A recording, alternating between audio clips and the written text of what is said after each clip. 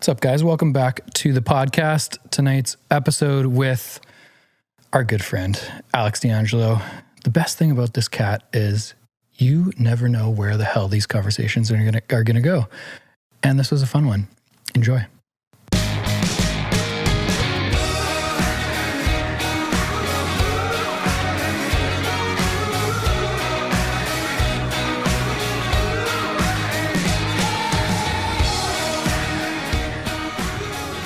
Talk to me about Oliver. We were both up there this summer. Before we even started, we were talking about like being in your early 30s now and having a career that makes money and having some financial freedom. It's cool to now be able to do these like fun little exploring trips, and you kind of, I don't know about you, but every single one that I go on, and I had like 3 little short, 4 to 6 night trips this year. I'm like so grateful and so excited about each one. And just like one of them was obviously a big winery one in Penticton and Naramata. That's a lot of wine, man. It's just like, it's so cool to be able to appreciate how good that shit is now.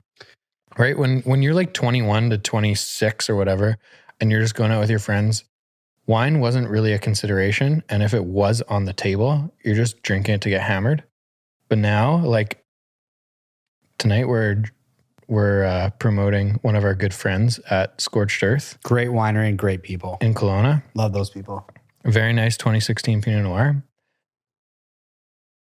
I don't know what point I'm trying to make, but I'll tell you this, though. It's cool to be able to like actually appreciate some really good quality stuff that is made in BC. Yeah. You know what I do think, which is kind of interesting? What?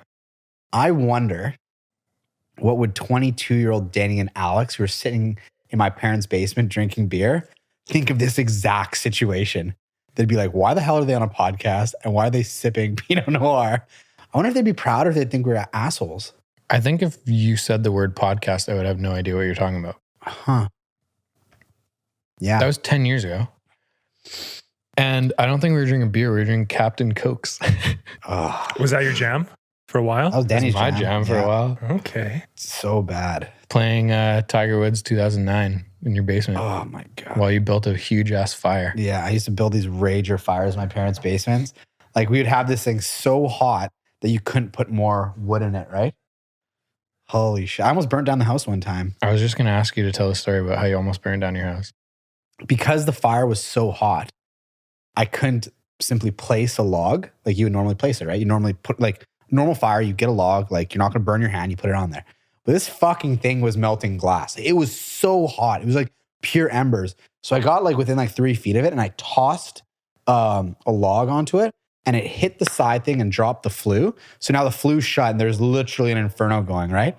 So right away I go into like pure flight or fight. So I'm just like, I'm going to fight it. I got close and I was like, flight. I was out of there, right? So I went upstairs and I just ran upstairs and I got oven gloves, and I ran back downstairs and I grabbed a golf club and started just fucking hammering on this flue trying to get it open. But I guess because there's so much heat below and the chimney was cooler because it wasn't an inferno, this is my understanding of the science behind it. It was almost like a vacuum in some way. Like because the heat, it wouldn't allow me to push it up. And this could have been because of panic, but apparently cold air, hot air, metal, I couldn't open it for some reason. I don't know. I don't know. I don't know what you Googled to find out if that is correct. Actually, I think a guy at my golf club is, he builds fireplaces, and I told him about this story, and he said like that was the reason why. And I was like, okay. So anyways, so once you start the fire, if you haven't opened the flue, it is extremely hard to open the flue when the hot air is on the bottom and the cold air is on the top. Well, the thing is like the flue is like the chimney was warm because there was this inferno going. But I guess when this thing shut, you know how pressure works with like how weather works, right? Right, pressure systems, right? So apparently that created like some sort of vacuum. So the basement is filling up in my parents' house really, really quickly with smoke, like frighteningly quickly, to be honest with you. I run back upstairs. To be honest, I wasn't scared. I felt really focused on what I need to do. Grabbed a fire extinguisher. It sounds like I'm making this shit up. Grabbed a fire extinguisher, never shot one in my life, pulled the pin like a grenade, pointed at the thing. Oh no. Expired like 6 years ago. So I go back upstairs, grab a second one, come back downstairs, don't waste any time, pull it, nothing. My parents had 2 fire extinguishers from like the 90s, okay? And so now the house is billowing smokes out of the windows, out of the stairs. And my dad comes downstairs wearing, I don't even know where he got it, but like a face mask. And he grabbed the fire extinguisher from his car. And we just, and we put out the fire.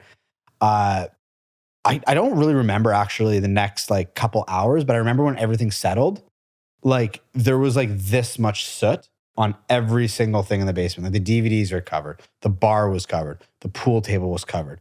Like you could like go to the window and go like this, and there'd be like a line, like a crevasse, you know? And yeah, I don't remember if I ended up cleaning it up or what happened, but it all ended up working out somehow.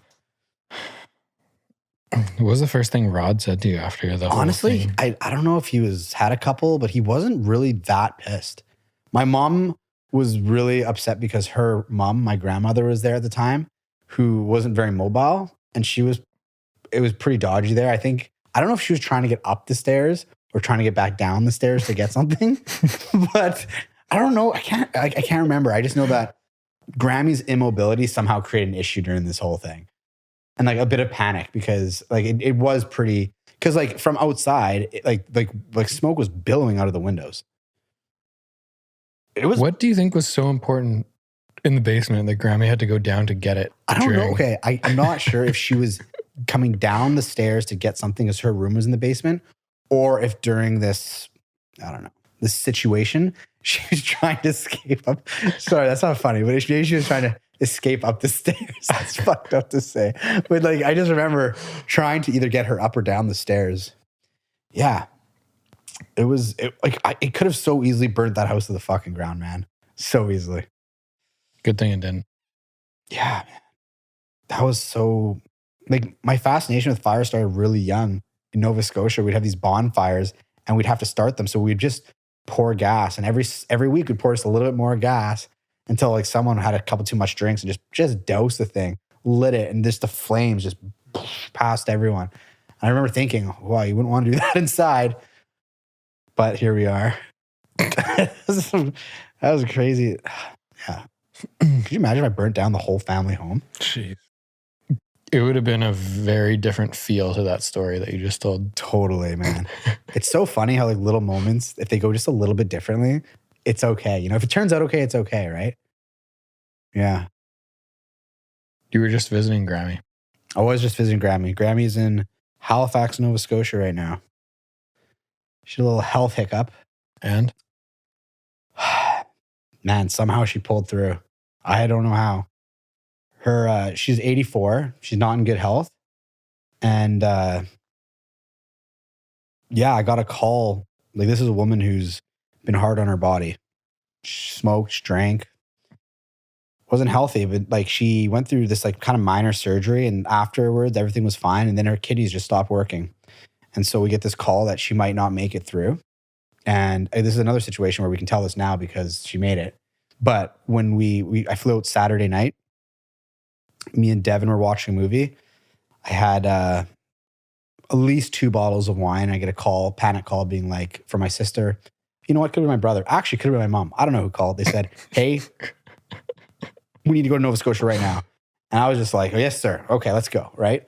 So Devin packed me a bag. I grabbed my passport, which turned out to be her passport that we'd find out later. That's okay.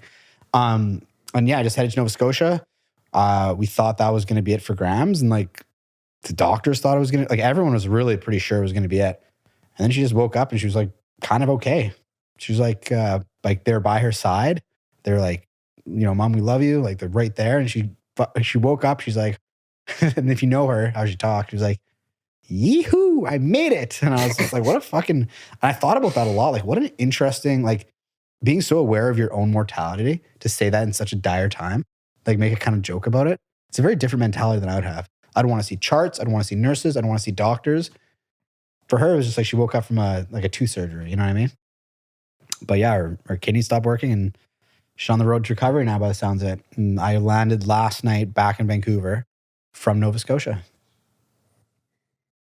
What's the flying experience like right now? I haven't flown on a plane in 2.5 years, probably.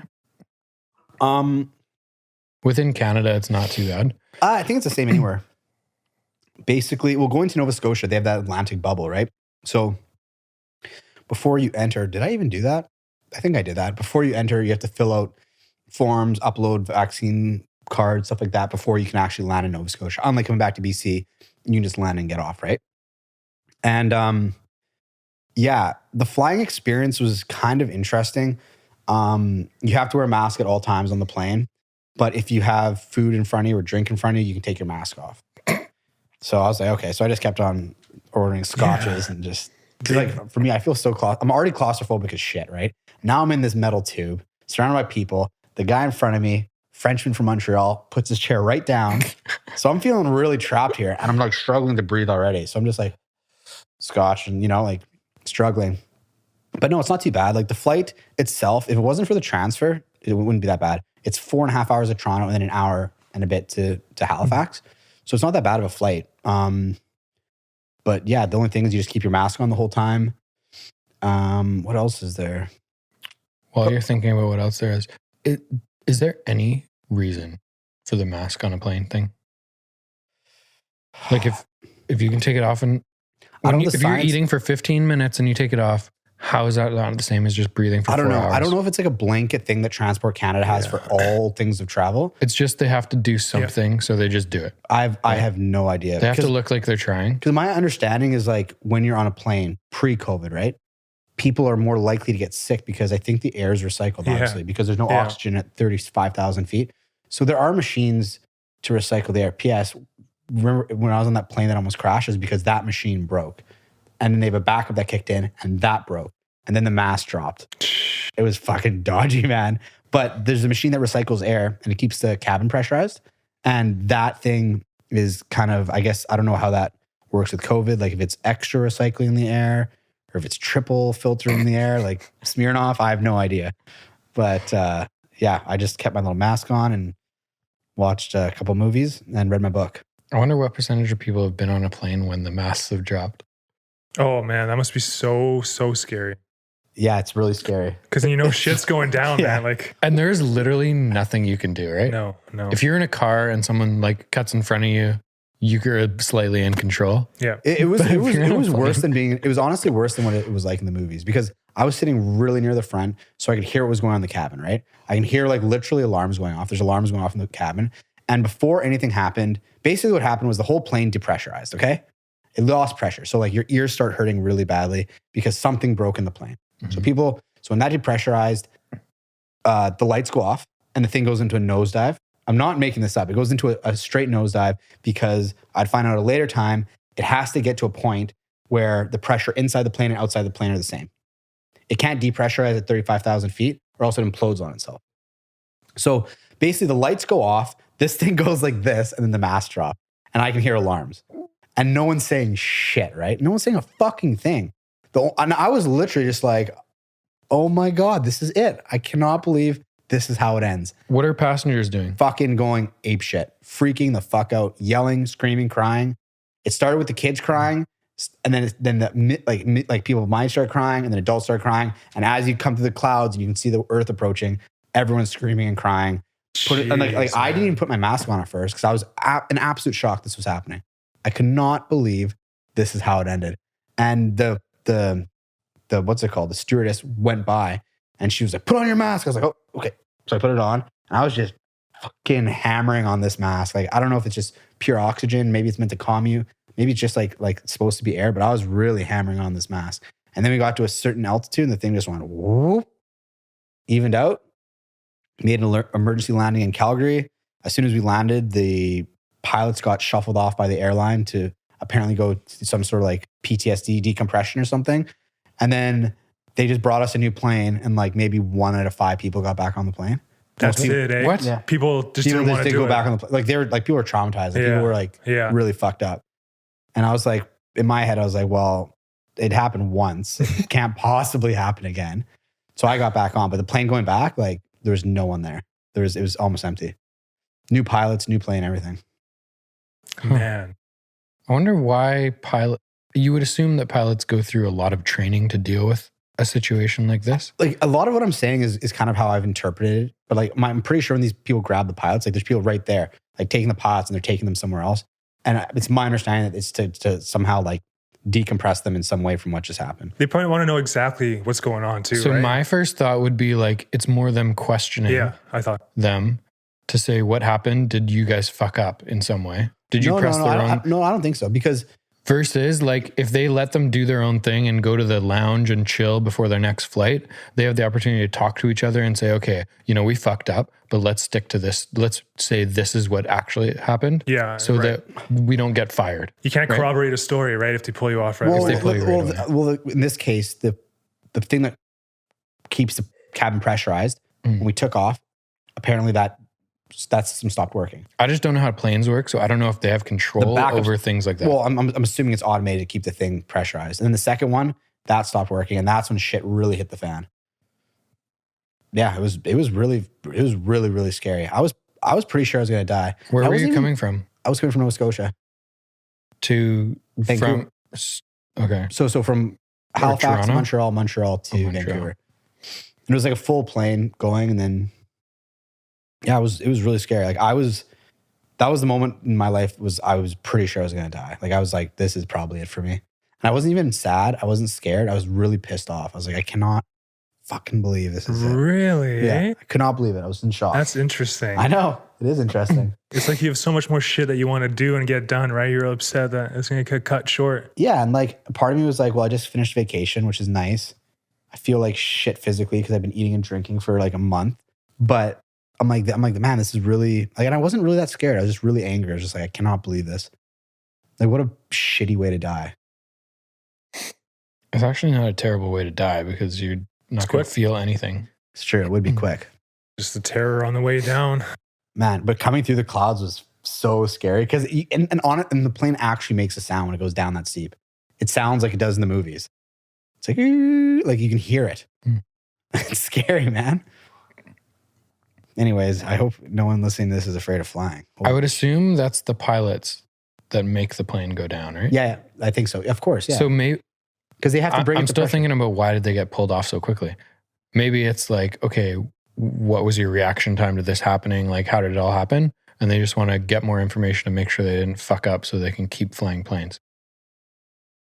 Maybe, man. You know something I wonder? I don't think that's PTSD shit for them, man. You don't think so? Like, I would assume. Maybe not PTSD, but maybe some sort of like maybe not that extreme, but some sort of mental like decompression. Like, hey, Peter, come in the office, have a tea. Let's talk about what just happened. Because like I'm pretty sure like the best way to deal with like really, really like traumatic situations is to like almost immediately mentally address it afterwards and have like some sort of process to like immediately address it. Waiting a couple of weeks is like not even close to as effective. You would assume that a lot of their training when they become a commercial airline pilot is dealing with potential issues that could happen, right?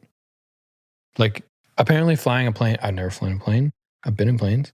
Apparently flying a plane is not that hard. It's very computerized now. Once you press a button yeah. and you're just coasting. And if shit goes sideways, that's when you need to deal with it. Totally. So I'd assume most of their training is that.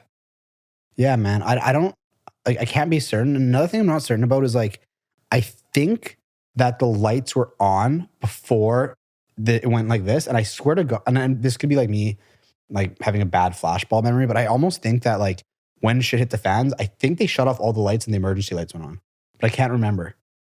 Like the lights are on in your cabin, and then when it goes and the mask drop and you hear the shit, I think all the lights go off and all the tracers down the middle go on, and like the emergency lights. And I found that interesting. Like, why would you want to be like mostly in the dark when this is happening? So passengers can't see other passengers freaking out. No, man, people were losing their shit. I was actually in an aisle by myself. I had no one, like, I had nothing. I was just like, oh, fuck. Put on your mask. I was like, okay, man. Put it on. Everyone else to assist. And then I just waited. I wonder what the other 3/4 of the people were doing in Calgary. Do you think they're still there? No. I think honestly, I think people would have just went and got a hotel. Yeah. People were really like hotel, fly home tomorrow. Yeah, or like do something. Like, or rent a car. Yeah. I could just see Alex in like the whole announcement. There's like 120 people there. They're just still crying and freaking out. And some like stewardess or like person that works for the airline comes out. we're so sorry about what happened. There is another plane. It's going to be leaving in half an hour. You're all welcome to, go this way. Otherwise, we'll pay for your hotel, whatever. And Alex like, I'll take a seat. I want to get home, man. I'm tired. Totally. I've been traveling all day. Yeah. And actually on this last flight home, the one last night, holy shit, you might not want to fly with me, man. But it was a 2-hour delay because we got on the plane, everything was fine. And the people refueling it, I guess the fuel nozzle fell out and they lost 700 kilograms of fuel. What? All over the side of the plane. And we had to, everyone get off. They had to clean the whole airport, like everyone get off, take everything out, 2-hour delay. And we went to another port to get a new plane out because apparently there's just fuel everywhere. I don't know if that's common. I don't know if that's rare. It can't be that rare, but apparently they lost. The pilot said it was only 700 kilograms. That seems like a lot of fuel. I'm trying to figure out why is it measured in kilograms? I don't know. Isn't that a solid material measurement? It's a weight.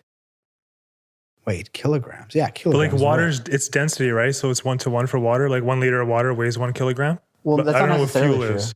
Yeah, it is. No, not everything weighs the same as water, though. No. You can have a liquid that can I'm be just saying, heavier. yeah. I thought I'm saying liquid is water. measured in the States gallons, but here Yeah. liters. Yeah, it is. Well, what's a kiloliter? You would have just said 1,000 liters? She would have said 700. It could have been 700 kiloliters because he said kilo something.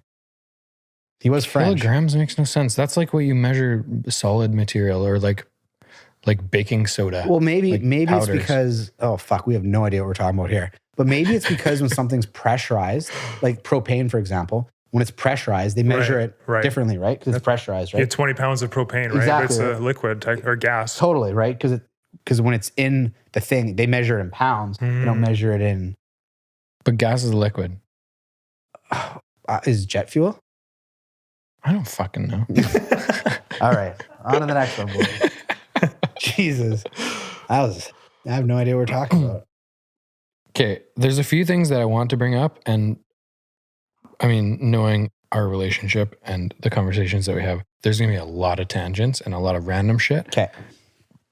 One is real estate market. Okay. And what is going on with you right now in real estate? My perspective is it is so hard to buy right now. It is back to 2016, back to whatever the craziest years I've seen, probably 2016, maybe 2017 for condos, but there's very low supply. And it seems like anything good is getting 12, 15 offers. And being a mortgage person, you're only working on the buy side. And if I just go by our team's stats in the last 30 days, it's so ridiculous. Lucas in August, I think, was 1 for 14 in writing offers for buyers. Wow. That is a lot of time writing Dude, offers. So I wrote an offer today for a client in North Van, list price, which was comically low. So the agent is just fucking with people. Yeah. It's a mistake. That's what I think. But list the property at 1.999. We walk through it on Saturday and I say to the client, I said, I think this is going to sell for at least 2.45. He was off by that much. I said at least. Yeah. So I was thinking high 2.4s. And today I got 15 offers. They wrote an offer, got 15 offers, sold 518,000 above. So sold 2,518. Sold over $500,000. So Okay. people put way too much emphasis on the list price, and agents that market themselves as I just sold this as $300,000 over list price. Yeah. That just means you fucked up, Yeah, man. yeah. Or it means it's a stupid list price. Because out of 15 offers today, I'm going to guess maybe 3 had a chance. We wrote an offer that was like $350K over asking, and he didn't even call us back. That's wild. Fuck. So maybe 2 or 3 had a chance. But what's the point of wasting 12 other people and agents and buyers' emotion and time? Anyway, because really, So you're asking what it looks like on my side? well, the market is fucking crazy, right? So the spring was very busy. And from last, let's say fall or summer, probably saw a 10% increase across the board, maybe more for single family. And just from July to September 1st, we've now seen another 5 to 10%, which is such a short period of time. But North Van, so this was in North Van. North Van is such a prime example of looking with these people in the spring, these types of homes were 2.1. And now this most recent one was 2.518. That's 20% increase, right? That's $400K. This is a pretty cool home backing onto a greenbelt. So let's say it would have sold more like 2-3. So let's say 10% increase in literally 30 days. But I guess the competitiveness of this market for a lot of upsizing products is crazy, and buying homes is so challenging. So like, are you seeing a lot of, what are you seeing with buyers right now in terms of like buying homes? And is that affecting your like initial communication with someone coming to you saying, hey, you know, I have a townhouse, I want to buy a house up to $1.6 million in Coquitlam or something? What does that look like? Are you preparing them immediately? Or are you just like saying, yep, I'll do the pre-approval, let the realtor handle the preparation? So one thing I really, really don't like to do is pretend I'm a realtor, because I'm not a realtor. I know nothing about being a realtor. So when people and clients all the time ask me about thoughts that are just not mortgage person thoughts, like basically my job is I say, here's your blank check, go spend as much as you want. I'll give you $1.6 million pre-approval, okay? If you want to spend $60,000 or $1.56 million, that's on you. But this is the ceiling, okay? So I think what buyers need to do is they have to be prepared to know that, you know, if your purchase ceiling is 1.6, you probably shouldn't be looking at places that are listed at 1.599.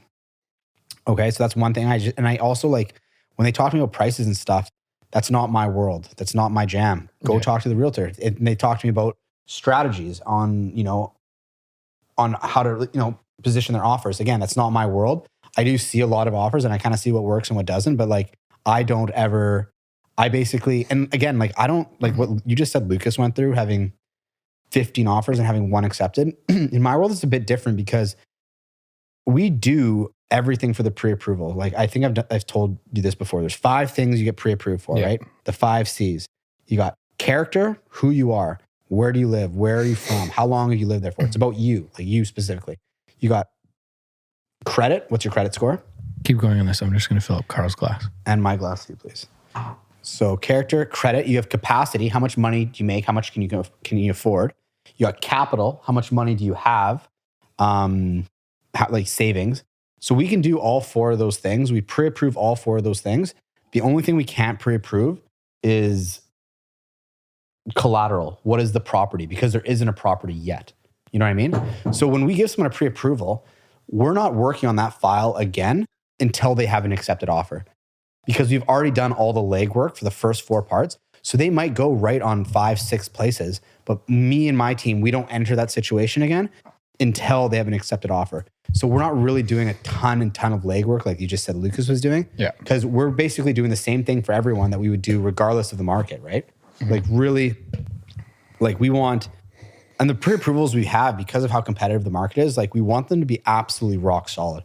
We want all the documents. We want everything reviewed. We want the credit report. Like I want to know if this guy bought a Snickers and he didn't pay for it in 2016. You know, I want everything. And then from there, once we have those 4 check boxes, seriously, then they just have to find a place and then we will jump back into the file. But we're not like how competitive the market is and how many offers people are writing. For me and my team, it's like we're not, it doesn't affect us. We're just doing the same thing we always do. It's so funny. Like whenever you tell people you're a realtor in a market like this, their immediate like reaction is eye roll and say, oh, you must just be loving this. And so when Lucas said he was 1 for 14 in one of our team meetings a couple weeks ago, I was like, bro, catch up, man. Because in April 2017, I went through a stretch where I was 1 for 23. No way, really? Yeah. Oh yeah, I remember it very clearly. A lot of work. It was over like three weeks, which is a lot of offers. 1 for 23. But it comes like in climbing markets like this, there's obviously some skill in terms of evaluating a property for a buyer, getting them prepared, doing all the due diligence beforehand to help them be comfortable writing a strong offer, getting their deposit ready. There's a lot of shit that happens. But then there's also a little bit of guesswork involved, because home like this North of Van example that happened today, the comps probably said it was worth, or let's say worth, sale price, same shit, market value was around 2.4. There was one that sold last week for 2,327, and this was a better house. So what is the value of that better house? I'm going to say 100 grand roughly. But you also have to take into consideration buyer like fatigue, by like just how desperate people are getting because there's nothing available and they're worried. They're seeing every single week a new sale price that is higher than the last. And so they're worried that if they don't get anything for 4 weeks, they're going to pay another $100,000, $200,000, $300,000. And so you have to take that in consideration. And so I thought value based on last week's sales or 2 weeks sales was probably 2.4, but guess was high 2.4s and it sold for 2.51. So there's like a little bit of guess. And I think that is obviously a lot of experience. But when people eye roll me and say, oh, you must be loving this market. We work with half buyers, half sellers. Sellers are so much fun in this market. Working with buyers right now is so challenging. And like, you have to be so patient. You have to prepare them really early that they're probably going to be disappointed. And there's a lot of work that gets zero money, right? Because if someone is writing a subject-free offer, our team takes so much responsibility of like, if this is accepted, they bought it. So there better not be like a question mark going into this offer presentation that if they get it and you're like, oh fuck, I didn't research that easement. What the hell is that? You know, like same on my end though, right? Or oh shit, we didn't write an oil tank clause in there. I didn't even talk to the client about an oil tank. What? We can't have that. Totally. So it's like a few hours of like due diligence and talking to the city and permit history and all this like behind the scenes shit that a lot of time right now is just going out the window, but has to be done. Nice. So I guess on your end, it's more like business as usual. Maybe people are just aren't transacting as quickly in a more stable market. Yeah, I'd say that's pretty accurate. I think that like for me, I'm just everyone's kind of biggest supporter. Like I try to keep people from being like, sometimes I'll get calls being like, oh man, you know, we gave it all, we just didn't get it. Like people like can get really down on themselves. And I just try to keep people positive. Like if you want something, like just like, and I like people, like when I bought my place, remember we looked at a lot of places and like when I found my place, we put an offer and we got it. Like it's good feeling. Like you will, like what's going to happen, what's supposed to happen happens. Things happen that are supposed to happen. Mm-hmm. So if you didn't get the place, you know what, maybe it just wasn't your place, you know? But yeah, it's funny because on one side, I'm doing it, my job as on the residential financing side, but as now I'm looking to buy my own place, it's like my own emotions get tied into it. And it's a completely different ball game. It's completely different. Cause like now, I don't know. It's like, it's so different when it's you know? Cause you can advise. It's like how you can coach. But then when you actually do it, it's a lot different, you know? 100%. Cause your own emotions get tied into it. That's why I think it is really important to, like as a realtor, be involved and be invested into real estate so that you can understand and coach people around those emotions too. And like be aware that they're going to have these emotions going through the process. It's like, it is weird. And now I can see them. I've had the privilege of buying and selling 7 different properties in my life or in my real estate career so far. And it's, you get better at it. It's like a practice thing that you can see the emotions now. Like when I sold Oliver, I had a little bit of that, like, oh, it should sell more than this. But then you remind yourself, like, this is what someone's willing to pay for it. It's just a commodity. Like it's a piece of land. Yeah. What is someone willing to pay for it? This is the guy that is writing an offer that's willing to pay this much. It is what it is. Totally. Free and market, if that's 20 grand off of what I think, like it's such a small margin on those price points that like, that's what someone's willing to pay. Well, that's literally almost the definition of what the price of something is, right? What is an unconnected seller and unconnected buyer? So not you and your sister, like two unconnected people. What is one willing to sell something for? And what is one willing to buy something for? Exactly. That's why appraisals as an idea is kind of interesting because the purchase price is just determined naturally what the price of that is, right? Mm-hmm. I think appraisals in general are protection for the bank against non-arm length transactions where people are, for some reason, not, you know, there's a different reason of why something is selling than just what I'm willing to buy and what you're willing to sell for. Like, for example, it's my family home. I'm really emotionally connected. So we're 700 grand. I'll pay 1.2. That type of thing. Is there other than I understand the bank needs to have some sort of system where there's a third party that comes in and gives a number, but this bullshit that happens with these appraisals is comical. It makes no sense for a property to sell and then the appraisal to come back $8,000 lower, $5,000 lower. It's literally like, is a chocolate bar worth $1.95 or $1.92? Yeah, what's the difference? I know. It just puts. I know. It's a whole science. Like, it's not science. You know what? Listen, Danny. It's one person's like subjective opinion, right? They're looking at comps and they're just being like, oh. But there's like an algorithm to what they're doing. Throw like, a dart at the system. board. No, there's a system to how they do it. Like, but it's the same bullshit as like BC assessment.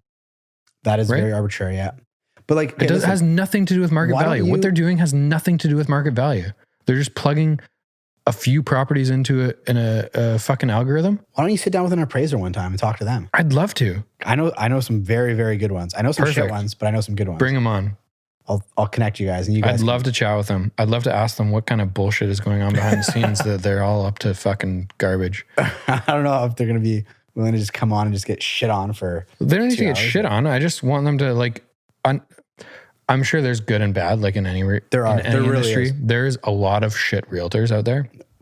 Greater Vancouver is well known for some shit realtors. There's a lot of really good ones too. And so dealing with the good ones is so smooth. Things go smoothly. Communication is huge, yeah. Is done properly. Yeah. Things are said respectfully. Points are made. It's not just this like trash of a property is bought for 1,560. Appraisal comes back at 1,530. Come on. What's the point? You gotta ask the appraiser. You're making your consumer, you're making your client stressed the fuck out because they now have to come up with an extra menial amount of money. Yeah.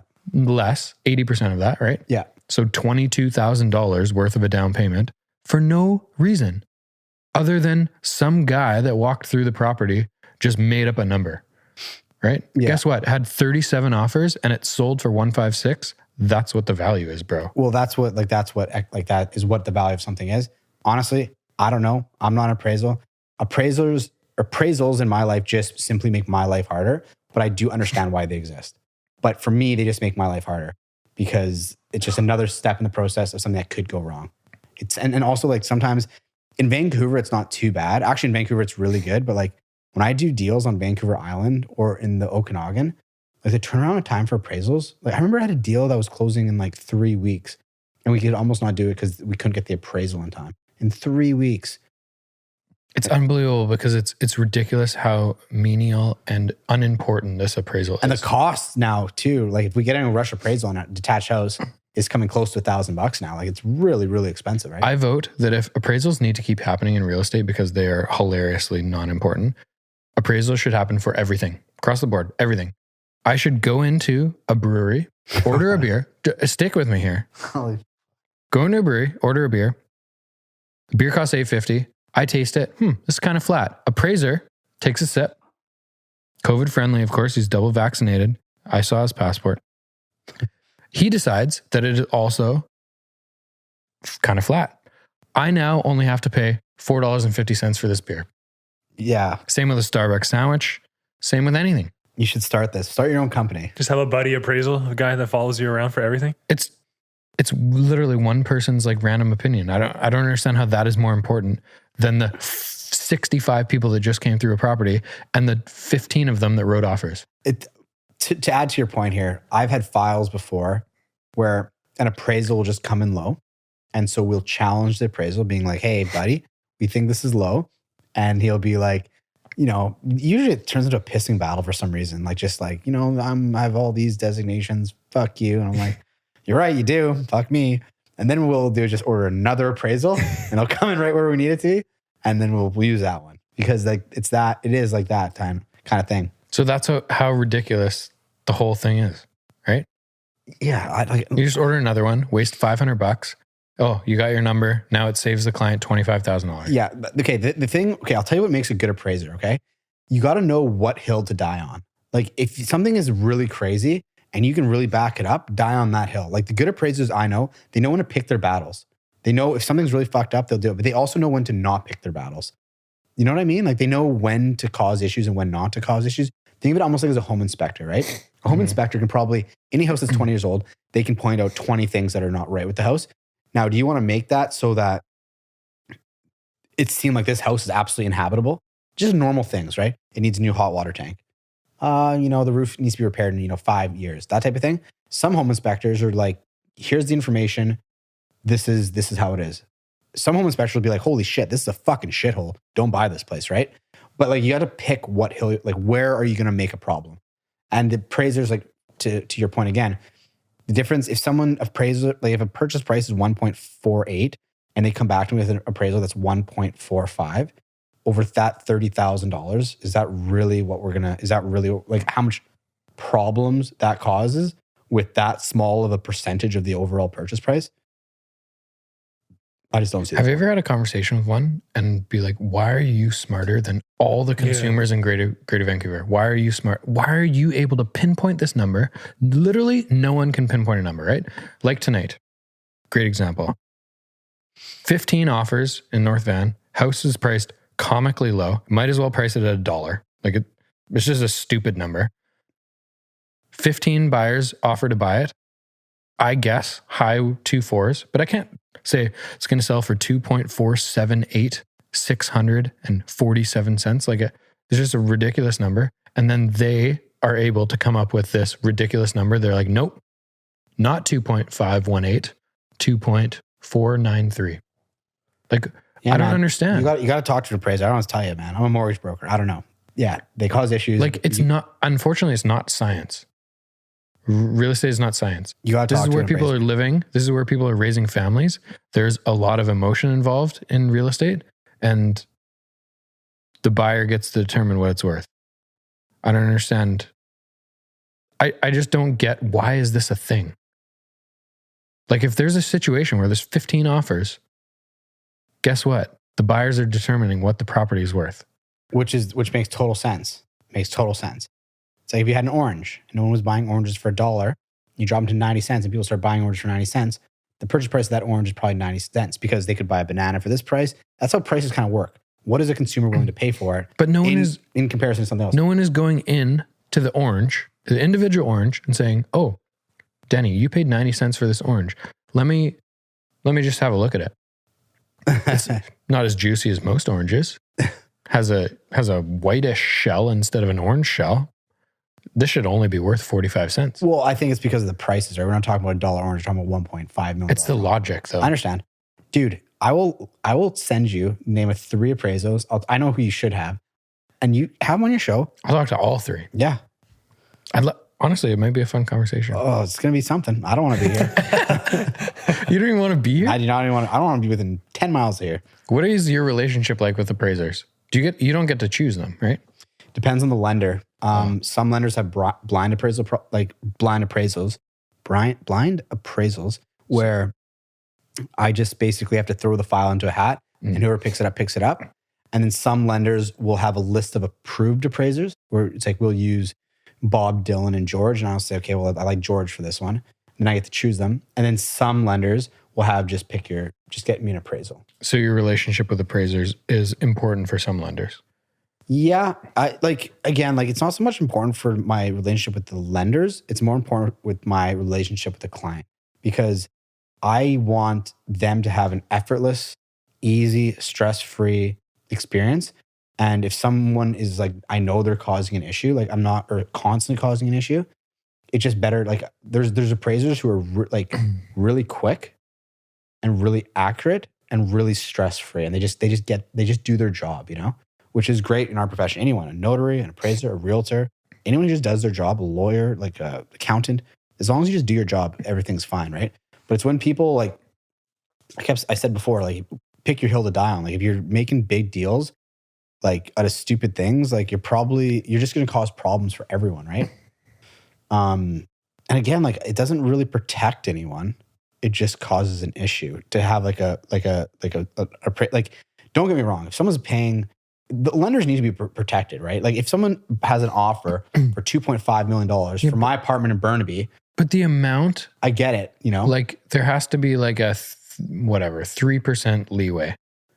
If this appraisal comes back within 3%, whatever, like small amount of margin, it's accepted, right? Yeah. Versus like, oh, came back 10 grand short. You now owe us $7,000 on your down payment. And it's so your funny. down payment is now going from $420,000 to $427. I know, but that can screw someone, What is right? the fucking point That of can that? literally screw someone though sometimes, especially with insured mortgages where the ratios are black and white because they need CMHC insurance. Like that difference of 0. Like we do files at the ratios at, you know, let's say the limits are 44%. We do files where it's 43.9%. And that little change, that could literally ruin a file. That's $7,000. That's what I'm saying. It shouldn't be that way. Well, man, you got to talk to some appraisers, my friend. I'd like to. I think it brings up a good point that you kind of made, that our job as professionals, whether you're a mortgage broker, whether you're a realtor, is if you're a mortgage broker, you get a shit appraisal back that is one of these scenarios that is $10,000 short. The first step should never, ever be call the client and tell them there is a low appraisal, because they freak the fuck out, right? Call the realtor, say, hey, let's try to figure this out, support this price with some comps. Let's send it to them, or let's get a new appraisal, but let's not tell the client immediately, because it never works out good. And then it always, even if it has nothing to do with you as a mortgage broker, it always looks bad on you. It looks bad on the realtor. It looks bad on everyone for doing their job correctly, right? Yeah. Do you think they understand that? They have to. They have to. I don't think they No, they give have a to. fuck about it. How can you do that for a living and not know the consequence of what you're doing? That'd No. be like a judge being on judge and jury and The sentencing appraisers? someone to death and not realizing what's going to happen. Like, yeah, you have to know what your consequence of what you're doing is. I don't know, man. Like, and another tip for a realtor, if you have listings and appraisers call you to go walk through your listings, you need to be there 100% of the time to educate them on what that property should sell for. If you just give them keys or set up a lockbox for them to walk through, they don't understand the scenario that maybe that listing went through, that you had 68 showings, that you had 12 people offer on it. They just walk through and they say, oh, this is higher than the last sale. Must be a problem, right? I don't know if you know that. Do you know that? From the mortgage side? Like, so you, like most of the time, we're at appraisals and we're telling the appraiser, oh, this is a really busy one. We had 35 people come through this weekend. Market's on fire. Like it seems like every week there's a new high sale. And we had 11 offers. It was really close, but it sold for 1.379, whatever. And they write that shit down, right? Versus just walking into a dark house that has all the blinds closed and the lights off and everything. And they don't really necessarily know that there is literally nothing to buy. And buyers are very crazy about upsizing right now. And anything that comes on the market is getting a ton of attention and usually setting a new record. And that's going to continue for the next few months, probably towards Christmas. They don't know that. I think they have to know that. They don't. No, they have to. They don't. No, they have to. Consumers don't know it. How can you do something every day of your life and not know what the hell you're doing? Okay, so I'll challenge you right there with saying there's 15,000 realtors in Greater Vancouver. I would say that if you asked all 15,000 realtors for a accurate market assessment of what is currently going on and what the next 3 months are going to look like, maybe 1,000 could give you a correct response. I would agree with that. So if you think people that are not realtors, that are not selling, that are not showing properties can give you a more accurate response, I don't know. Man, I'm sure there's a handful of great appraisers that do their there job are really, some really good well, ones, man. that understand that this Greater Vancouver market is a beast unlike anything else. Very few are like this, and it changes so quickly. Like this spring was busy, and I'd say like really, really slow incline in prices. July, August, very low inventory. September is like this, man. It's every single week, there's a new home that comes on the market, and all people are saying is like, I need to get that one because I lost the last 7. So what is the last sale price? 2.3. Okay, I'll pay 2.4. I know. And think about that. It's $100,000 difference. I know, it's weird. It sucks. It's very strange. It's a very they're weird conversations to have with buyers, and you have to be so fragile and careful about how you word things. But the reality is, if you want to buy a home, unfortunately, this is the scenario that we're in right now. Yeah. So my argument is, and I've had so many conversations with appraisers over the years of while they're walking through the homes, a lot of them just don't understand, right? They're always looking in the past. Everything they do is looking in the past, right? Well, a neighbor sold on your street 12 months ago. This one, 2 streets over, sold 3 months ago. That's what it used to be, right? I understand that. You used to be able to have comparables because people weren't buying and selling like fucking fish traders. You know what I mean? Like when I started in real estate in 2014, I would give evaluations 2 years back. Jeez. Right? Unheard of now.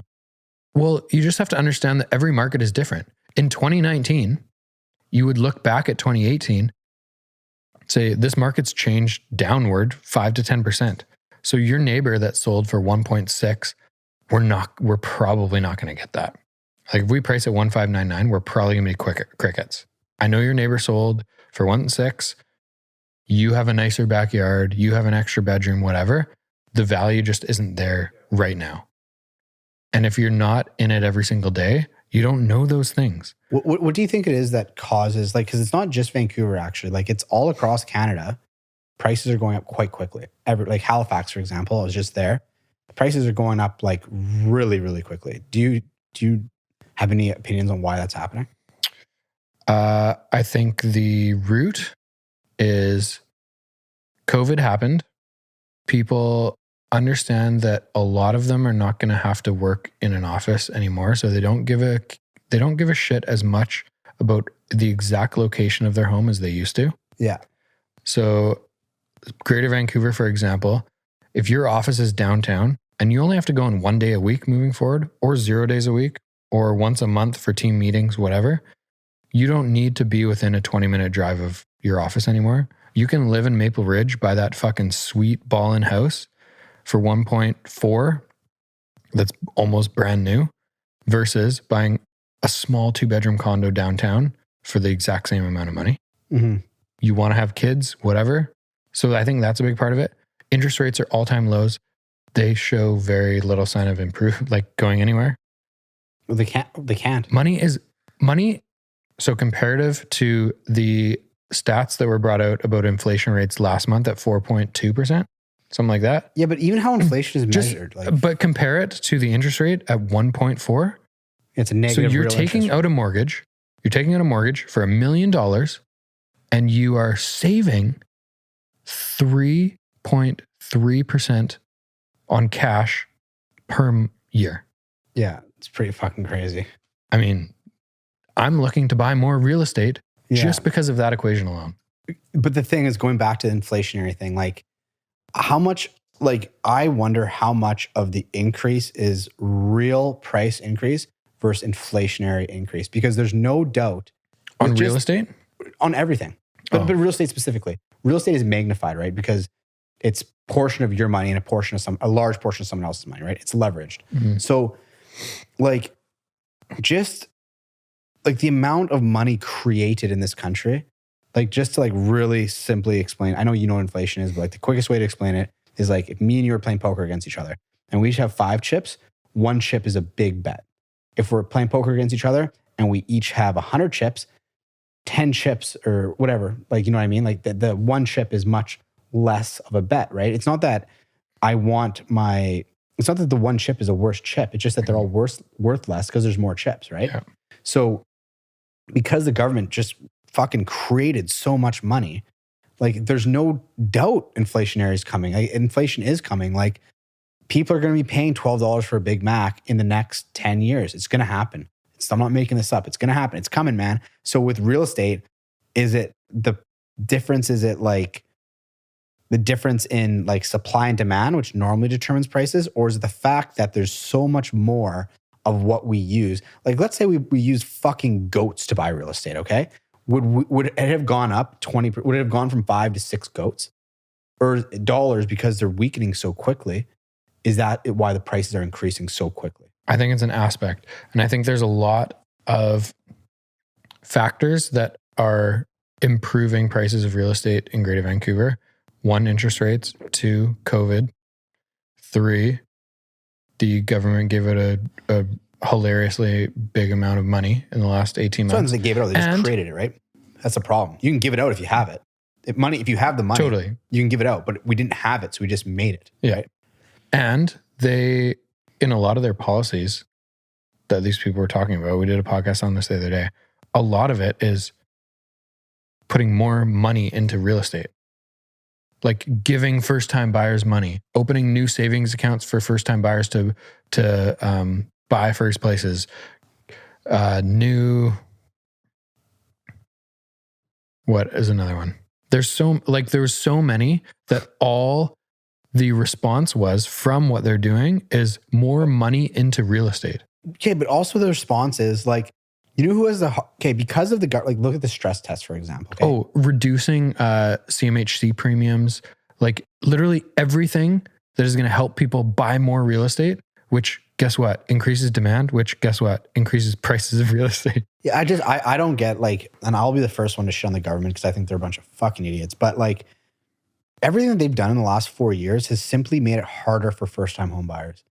Do you know who's the hardest to buy right now? It's first-time home buyers. I know. To qualify, if you're by yourself, you don't have a partner. Oh, let's say you make $60,000 a year. Another policy, reduce stress test, which guess what? Increases real estate prices. Well, like the thing is, like you just increasing the stress test, you make it harder and harder to qualify. No, decrease. Yeah. When was the last time they fucking did that? They're talking about it in these policies, right? Oh, it's like trying to get people to vote for you. You're just trying to speak to an individual. Alex, they just raised it though. You make X amount of money. You want to buy a house for this much money. We're going to help you now reduce all your costs to buy this house, and you're going to get to buy a little bit more and get in the house you like, right?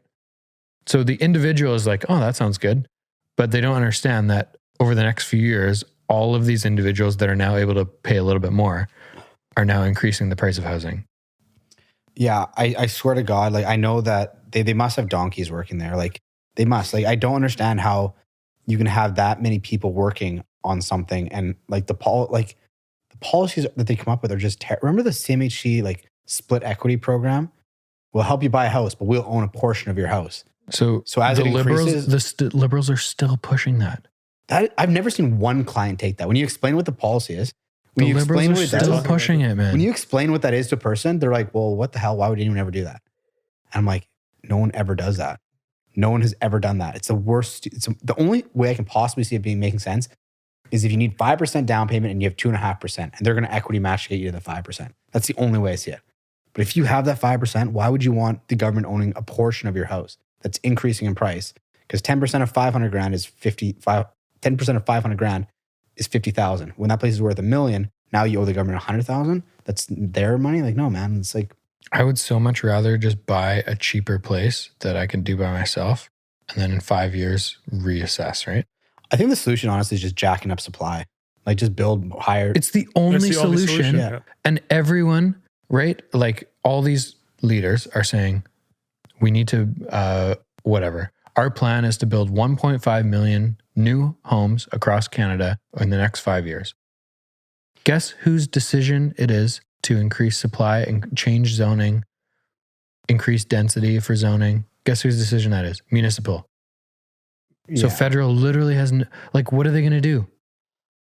They have to incentivize municipalities, cities to change zoning, to increase density, to do all these things. But it's not like they can just be like, okay, now any single family in Vancouver, you can now make a quadplex out of whatever. Yeah. They can't do that. It's a municipality. So like a bunch of the shit that they're promising, they have no control over. I'm not even going to pretend to act. It's like me saying, like Alex, you have a gas car. You can now pay 85 cents a liter. Unfortunately, Petro-Canada is not going to give a fuck about me telling you you get to pay 85 cents. Yeah. They're going to say, no, sir, it's $1.79. I know. I don't even watch the debates because like they just, I can literally say like, I'll make the sky purple tomorrow. And everyone's like, yeah, purple sky. But like they never do anything they say they're going to do. Yeah. And then it happens, fool me once, shame on you, right? But fool me like 30 times. It's been going on since like the 50s, man. Like people have like, they just promise these things. And then as soon as they're in power, they just go, JK, like what the hell? And everyone's like, I got us this time. Even just like the contradiction of, again, this is another thing that is going to increase the value of housing in major cities like Vancouver and Toronto. Trudeau is like big into immigrants, right? What did he say? 1.2 immigrants. He wants to bring over 1.2 people in the next 3 years or something like that. So it was like 400,000 a year. And then he also says foreign buyers cannot buy property in Canada anymore. So where are these 1.2 million people going to live? They're going to be renting, right? So what is that going to do to the rental prices? Well, isn't it on a rent freeze right now? Skyrocket. It's over. No, but like if I purchase a property and I want to rent it out, I can charge whatever the fuck I want, right? Yeah. I could charge $10,000 for a 1-bedroom condo in Port Moody.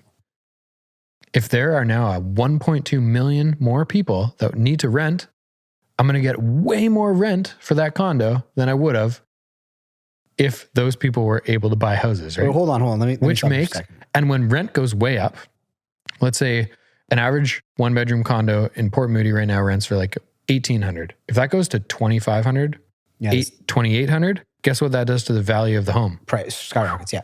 But wait, hold on for a second. You said if Trudeau's bringing people to Canada, wouldn't that be that they would be able to buy here because they're residents, right? They have to get permanent residency. How long does that take? Have you ever talked to someone who's got a permanent residency? So what do you mean? You just bring people here and not grant them residency? That makes no sense. Immediate permanent residency? Well, what do you mean? I think you got to What go is it? through that stupid process. The process is like 12 to 18 months. Well, I thought they would, like my thinking is, and again, it's the government, so I could be completely wrong, but my thinking is they would have these processes in place before the people come here. So they don't just come here as like, okay, I got no job, I got no work permit, I got no nothing, I'm just here. The problem is they don't talk about how that process is going to speed up. Right? Like, Yeah, I'm not an expert on these things, Denny. I got to be honest with you. I have no idea. I've got clients who have been waiting for PR cards for like 18 months. It's not easy. It's And not they easy. don't give you any indication of like, yep, it's going to be there next week or in 7 years from now. They're just like, your application is in the queue, right? So these people are just living as nomads in this land? Like, It's not nomads. They're like legal immigrants. They moved here no, I know, I legally. understand. No, I understand. But like, what They is just their, have a different passport. Just waiting and for they the can't- status, right? Yeah. So, but are they allowed to work then? They have work visas? They have work They have work permits? visas, yeah, but they don't have permanent residency. Okay, so yeah, then they can't buy shit. So currently they can buy something, but they got to pay 20% tax Yeah, on no, it. you know what I mean. Like they're not buying as residents. It's like. But I think all three parties, or the three main ones, were saying that they're going to implement this 2-year ban on foreign buyers. yeah, It's crazy. Like we talked about a dozen different policies from the three different parties on real estate, and probably 11 out of 12 of them directly made prices of real estate increase. And then the headline of their real estate section in their policy thing was like more affordable housing for Canadians. It's such a contradiction, eh? It's just I it's think they're full of crazy. shit on everything they say. Everything. So I'm not surprised Yeah. at all. Like this is. One of the things I wanted to ask, and like talking about politics now, there was an election last night. The Liberals won a minority again. So good for Trudeau for spending $610 million to get the exact same result that he had. Who are these people that are going into life careers in politics? Because like I look at some of the most intelligent, hardworking, rational humans that I've ever met and been around that I think would be qualified and really good at actually making decisions on a bigger scale. Like Thurman.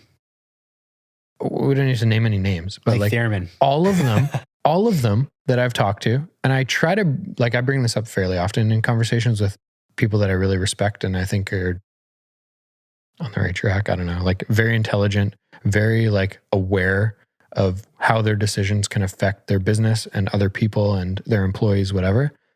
All of them would never, ever consider a career in politics because it is so fucking backwards and corrupt. Well, I think and it's corruption just is, puppets, right? yeah, I think corruption's the big issue there, right? Like corruption's a huge issue.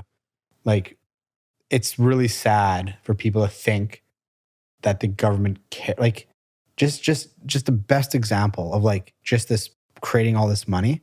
The people who took CERB needed this money, right? They needed this program. It wasn't, it's people who were affected by the pandemic and they needed help, okay? But like it's those exact same people that are going to get hyper fucked by inflation. It's not going to be the millionaires carrying. It's not. It's always the. I feel like a robot saying this. I talk to Devin about this all the night, every night, being like, I can't believe people don't see this happening. It's like people are loading the gun that kills them. Like you can't. It's not sustainable, man. Like we're not going in a good direction here. Like we're going in a very bad financial direction for lower middle class, lower class. Like if you're struggling to make your bills now, holy fuck, you wait 5 years.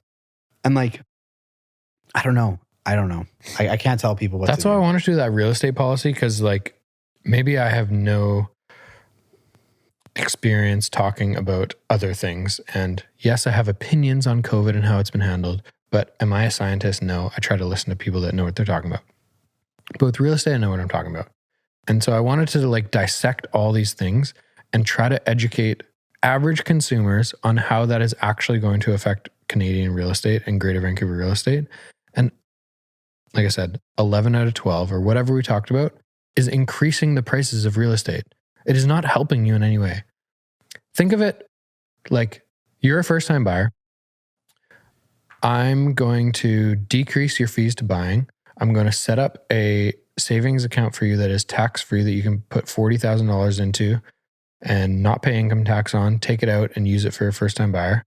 So it's like an RSP, but another fund. That's what they're talking about. I thought you were just discussing the first-time home buyer's RSP plan. No, they're talking about another first-time home buyer tax-free account. So now you have the RSP, you have a tax-free savings account, and you have another account. This is what the Liberals are talking about, so maybe it comes in. Another account that you can put up to $40,000 of income into, not pay tax on it, and use that towards your first buying your first home. What is that doing? All it's doing is making more people capable of buying homes, which is a good thing. But when more people are capable of buying homes, the real estate value goes up. Wait, hold on a second. I got a question about this. So this third account thing, Yes. is it the exact same as the RSP? Basically, Think of it like a tax-free savings account, just a double up on a tax-free savings account. so why the hell? Well, you can throw like 80 grand in a tax-free savings account. I know. So that was one of my points was people that are maxing out their TFSAs and now able to put another $40,000 into this account are not having problems for buying real estate. What the hell? This is not It's helping. like a tax-free savings account. It's like $10,000. Like I'm pretty sure, like at this point, like I haven't been in investment bank. Like I want to say it's like 70-ish. Yeah, you put 70,000 because it goes up 5,500 a year, I think, right? Yeah, 65 right now, I think. Somewhere around 65 there, There's yeah. inflation. They keep changing it. Yeah. But let's just say hypothetically it's 70 grand. So you can do $70,000 tax-free in your TFSA plus $35,000 tax-free in your RSP. So now we're at $105,000 Plus 40. and now we're trying to create a third account. Man, if you were saving $105,000 in cash, you only need 5% down. So 100. You're already over. That was my point. Is You're like already over the the $1 million people that this account is even benefiting. If they're able to take advantage of this, it's not helping. Like they're already capable of buying real estate. I do not follow this stuff because like my brain, the way it works, I'm just like, well, like I'm like a computer. I'm like Rain Man. I'm like, well, that doesn't make any sense. So I just don't turn on politics. I don't turn on debates because literally they talk and it's just shit. And I'm just like, well, that doesn't make sense. That doesn't make sense. So I don't follow it. But like what you just said makes absolutely no sense. Because listen, over $1 million, you have to have 20% down, right? So under $1 million. So they're talking about changing that too. And so I brought this up and I was like, they're talking about changing the this is stressing me out, man. I don't what wanna is it hear called? this shit. Insured mortgage. So they're talking about changing the insured mortgage. You should listen to the podcast, man. There's some fucking backwards shit in there. So they're talking about changing insured mortgage maximum from 1 million to 1.25 million. And I mentioned this to Jamie and I was like, all this is doing is putting more money into real estate. He's like, why stop at 1.25? Yeah. Why not go 1.5? Why not go 2 million? Why not go 3 million? Why not have minimum down payment 2%? Everyone can enter the market. Yeah. The price, yeah. Listen, I feel stressed. Like I feel sweaty. Like these are just such poorly thought out ideas that it really causes me stress. Like, so then it comes back to this idea of like, who is creating this policy? And why is it Wine so glass bad? looking pretty empty over here, Like, man. With why are these they not? conversations. Why are they not consulting people who know what they're talking about? Right? Like, if you're going to talk about how to build or get a country through the pandemic, you're not going to talk to me. You're going to talk to like educated scientists and doctors who know what the fuck they're talking about. Yet, politicians believe they have all the answers to Canada's problems in dozens and dozens and dozens of different sectors. Why not consult real estate professionals in the busiest cities in the country? Why not? I'd ask them, what is going on here? Who's buying homes? Is banning foreign investment going to change the market in your city? Because my answer is not a fucking chance. Yeah. Literally, nothing that is happening right now is based on anyone from outside Canada. It is local people that are upsizing, and there just is not enough supply. The number one problem is supply. We need more homes. We need cities to stop living in the 1970s and planning the province like it's 1970. Infrastructure is fucking garbage, by the way.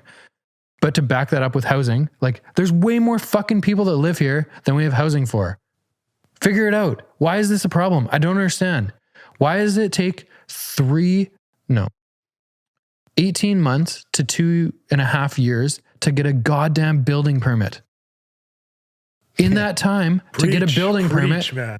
Yeah, totally. there's been another 250,000 people that have moved here. I know. It's like, see, Carl, I gotta be honest with you, man. Like, I really do.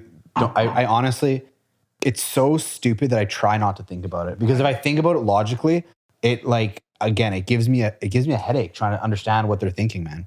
I'm with you there. Like, everyone tells me to vote every year, but it's just like, just this buffoonery, man. Like, everything is so general. There's no specifics. There's no actual solutions.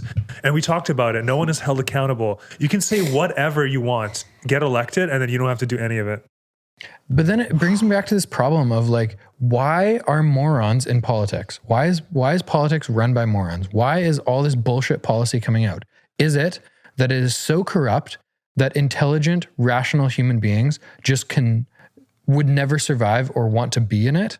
Or is it that just no one rational would want to ever like be a politician?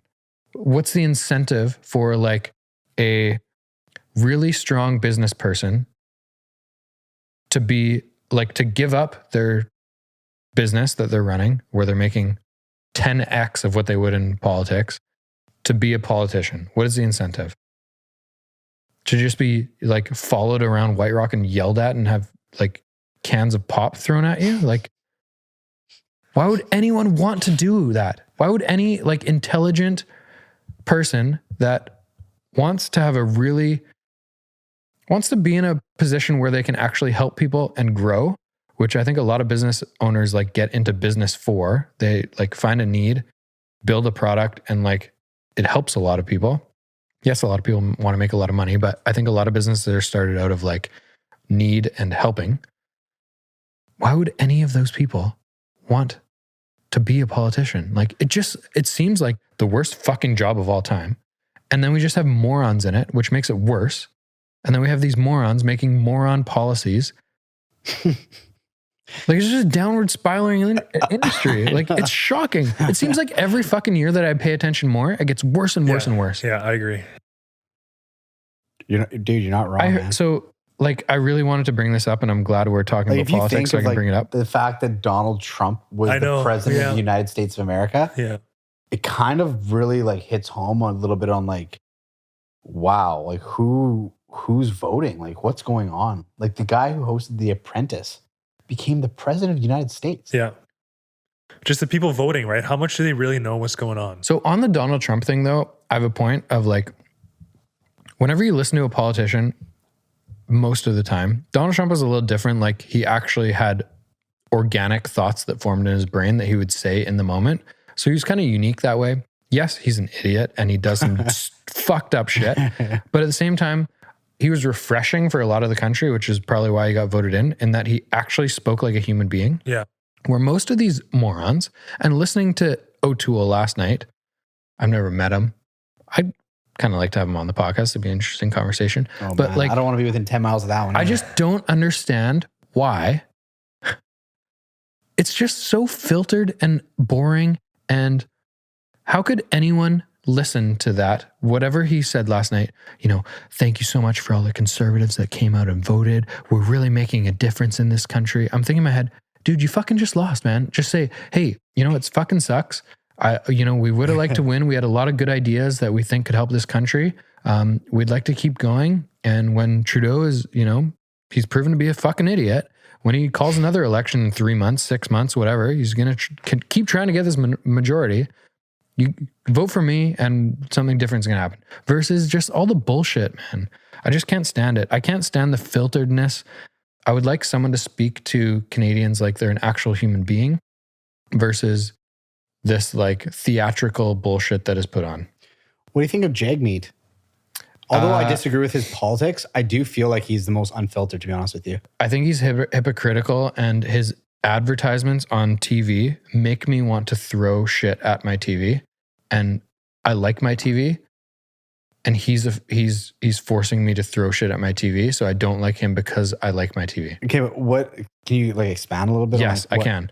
So when he's walking through a park and the message is like, it's just comical how bad this fucking shit is. I don't follow this. So you got to like, for me, this is new. I paid more attention to this election than I have for any other election, maybe other than the Biden and Trump thing that was last year or whatever, because that was pure entertaining. Their debates were unbelievable. Trump is just he's a movie star, right? He's an entertainer. Yeah. Watching the They're debate, trying to tell him to shut up. He's not shutting up. He's like, sir. He's like, no, not stopping. What the fuck? The guy running, saying, don't stop. The guy running that debate was like, Mr. President, it's Mr. Biden's 2 minutes here. You must be quiet. We agreed to the rules in the backstage there, Mr. President.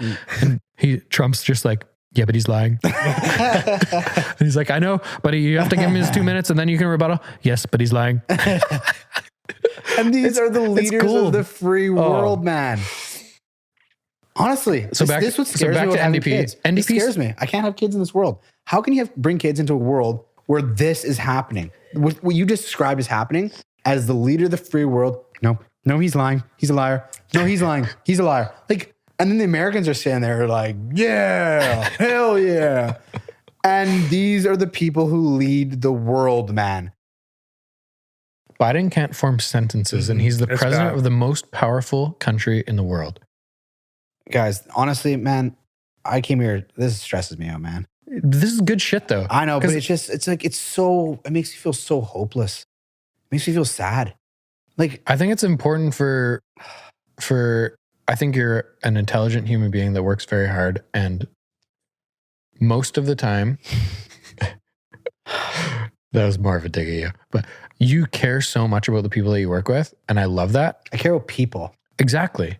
And I think these are good messages from people who I think I'm pretty rational in most things outside of the NFL. Pretty emotional about the Seahawks.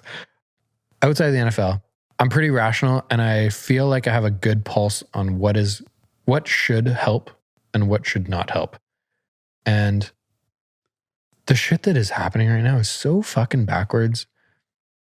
This shit that they're talking about, the commercials, this is so bullshit, man. Like, Jagmeet's whole message, the whole thing was, I'm Robin Hood, right? How backwards is that even to just call yourself Robin Hood? But he's calling himself Robin Hood. I'm going to tax rich people. I'm going to give it to all you fuckers in the park. Like, he's walking through the park and there's just a bunch of white people everywhere. I don't know if it's like some crazy racial thing. He's like, I'm brown, so I have to appeal to the white people. I don't know, but it's so fucked. It's crazy, right? I've never seen this. He's walking through the park and he's saying, I'm going to tax the rich people and give it to you. You're just going to give people money. So that was his message. But it wasn't his plan to like basically tax billionaires, is my understanding. He doesn't define that. He just says, I want the rich people to pay more taxes and I want to give it to people. Give it to other people. Well, that is kind of like what socialism is, though. 100%. That's why it's very scary, I think. Well, isn't that communism? No. Communism is like one step more extreme. That's when like... But it's pretty fucking extreme, the shit that they talk about. Yeah, well, the thing is like with like, oh, fuck. I hate getting technical with these. Like, I hate trying to explain these things to people. But the reason... I'm gonna give you a lesson of why you don't tax billionaires. Okay, if you tax They'd go to other countries to run their business. And then all those jobs leave, right? Everything leaves, right? And this is not 200 jobs. No, this is tens of thousands of jobs, right? So your choice is either, this is your choice as a politician, okay? You do what's best for everyone and just leave them the fuck alone. Or you start attacking them and you fuck over everyone. Do you know what I mean? Yeah. Because these are major corporations, these are major companies, right? These are huge entities.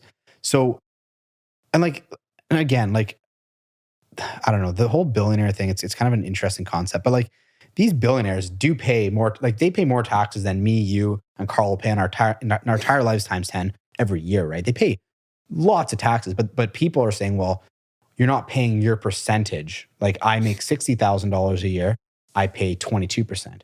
You make $7 billion or $10 billion a year, you're not paying $222 million in taxes, right? Yeah. So that's the people's problem. But I honestly just think it's just people in general, they just don't understand how it works. And again, it goes back to the example of people that they're loading the gun that kills themselves, right? They're killing themselves with their own thoughts. Mm-hmm. They're like, tax the billionaires, and then they don't have a job and they can't pay their mortgage. And then they're blaming people, but it was their own fault. Isn't that so crazy? They created the people that are on board with this shit work for those big corporations. Yeah, man. Right? It's like the person that works at Walmart is voting NDP so that Walmart can get taxed more, so that Walmart gets the fuck out of Canada. Or they closed, there's less cash, they make up revenues in different ways. Less cashiers. They put a screen there instead of a cashier. Totally. And then they're unemployed. And then it's just, I just think people don't understand. It's not the problem that I don't think people are malicious. I think people are intrinsically good. I just think they make decisions they're just not smart. They just don't see the consequence of what they're doing. And I think it's important and the worst part is because they don't see the consequences and because they don't understand, it's okay not to understand people. But when you don't understand something, let's say I don't understand math, for example, I'll ask a math teacher, right? I'll ask an expert at this. But when they don't understand, there's a politician who's just going to lie to you. And that's who they're turning to for an answer. That's the worst place you can look to because they don't care about people. They don't care about people, right? Mm-hmm. They care about other things other than the people that they serve. So, holy shit, I sound like a fucking... I'm just saying that people need to really think about what they do. And they need to think of the ramifications of what they're doing. Taxing billionaires is great, but having no jobs, no industry. Look at what happened in look at Detroit, for example, right? And the auto industry there. You remove the industry, you remove all the money, things go to shit, right? Really quickly. This is something I heard today on a podcast. Shitting on others does nothing to increase your value. So I think of this, and in this politics conversation, 100% of the advertising that I saw, whether it be mail outs, it's comical that people just still do mail outs, the TV stuff, 100% of those three parties, conservative, liberal, NDP, 100% of their advertisement had nothing to do with anything they were going to do good for the country. 100% of it was Justin Trudeau sucks because he said this. Aaron O'Toole? Jimmy. Whatever. I think it's Aaron O'Toole. That sounds wrong. Hold on. I think it's Aaron. Pretty sure it's Aaron O'Toole. Aaron O'Toole sucks because he said this one thing 30 years ago. Jagmeet sucks because he said this one thing. How is that providing the consumer, the Canadian, any value to your service, to your product, to your party? What is the service though? If you met a new client and 100% of the things you said in that conversation with them were, don't work with fucking Jimmy, he'll rip you off. Don't work with Bobby over there. He fucks someone I know. Don't work with Susan. She doesn't know what the fuck she's doing. The consumer would just be like, Alex is a prick. I'm not working with him. Yeah. Right? Yeah. It's so dumb. I don't go to a listing appointment and say these people suck at their job. It makes you look so bad. You have no one to work with other than me. I know. So dumb. You talk about your value. You talk about what you do really well.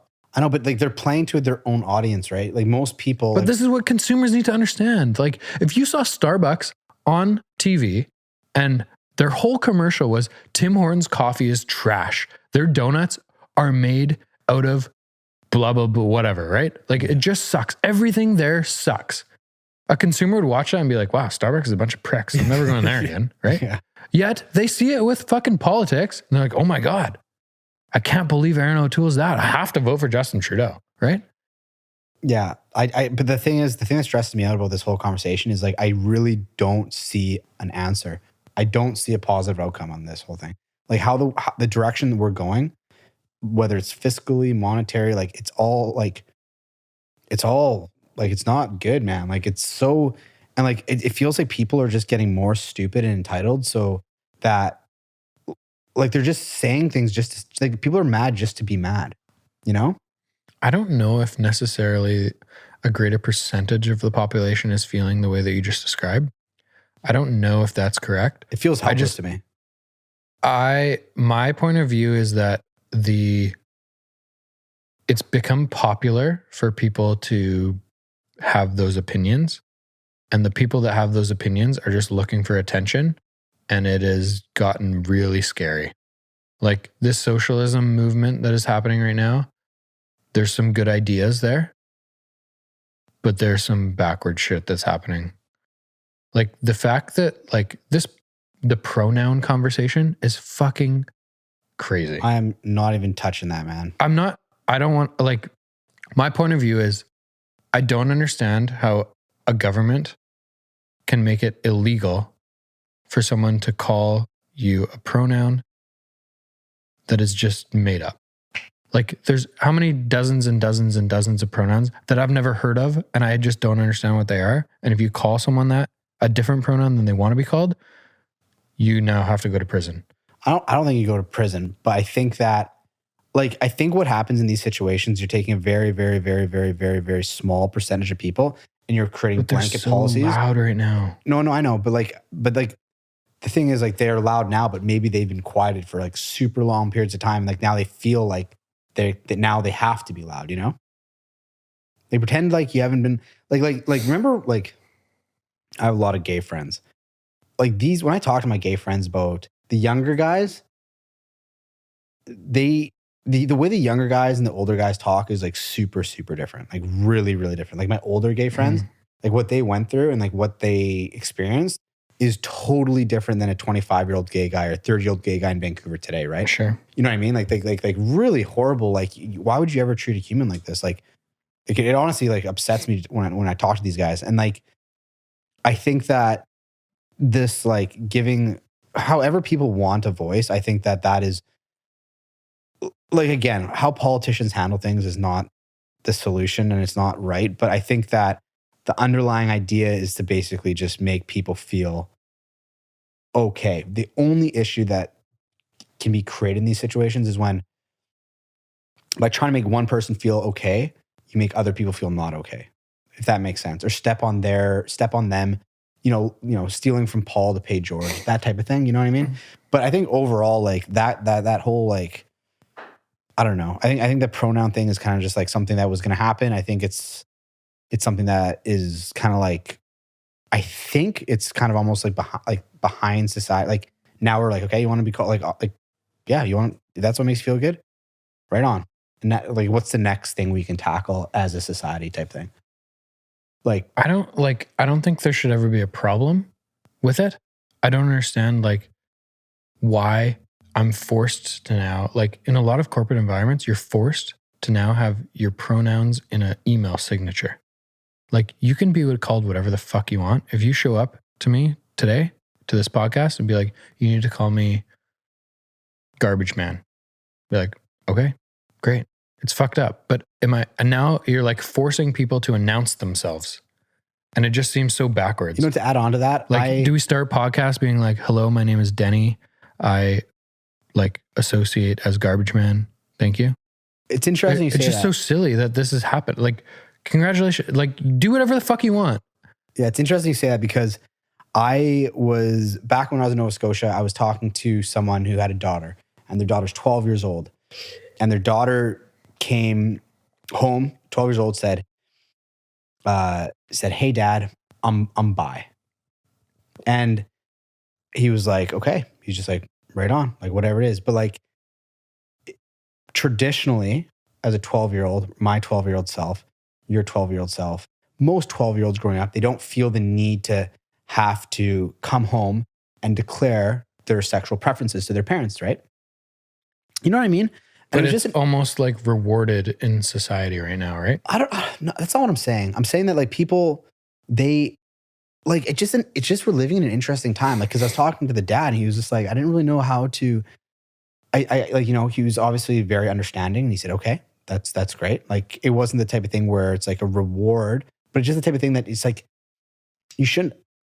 Maybe I'm being again too optimistic here, but like you shouldn't have to just declare these. Like, you shouldn't have to be like, hey, dad, like if you're bi, yeah, you're bi. That's great, but like it's like a 12-year-old has to now just declare what they are. I don't think they do. I think society is telling them they're supposed to, so that they get rewarded with this like encouragement, right? Like it's seen as a good thing if you like declare yourself as transgender now, right?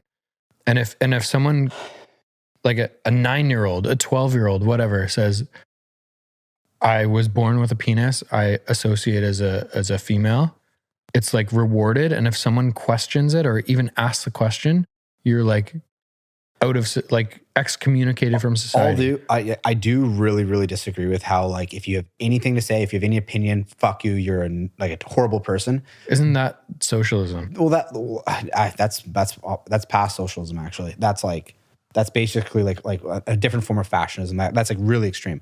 But I do think that like people who are genuinely transgender, I can't imagine people. Like, again, I'm not talking about like what's going on in today's society, but I'm talking traditionally, the last, let's say 40, 50 years.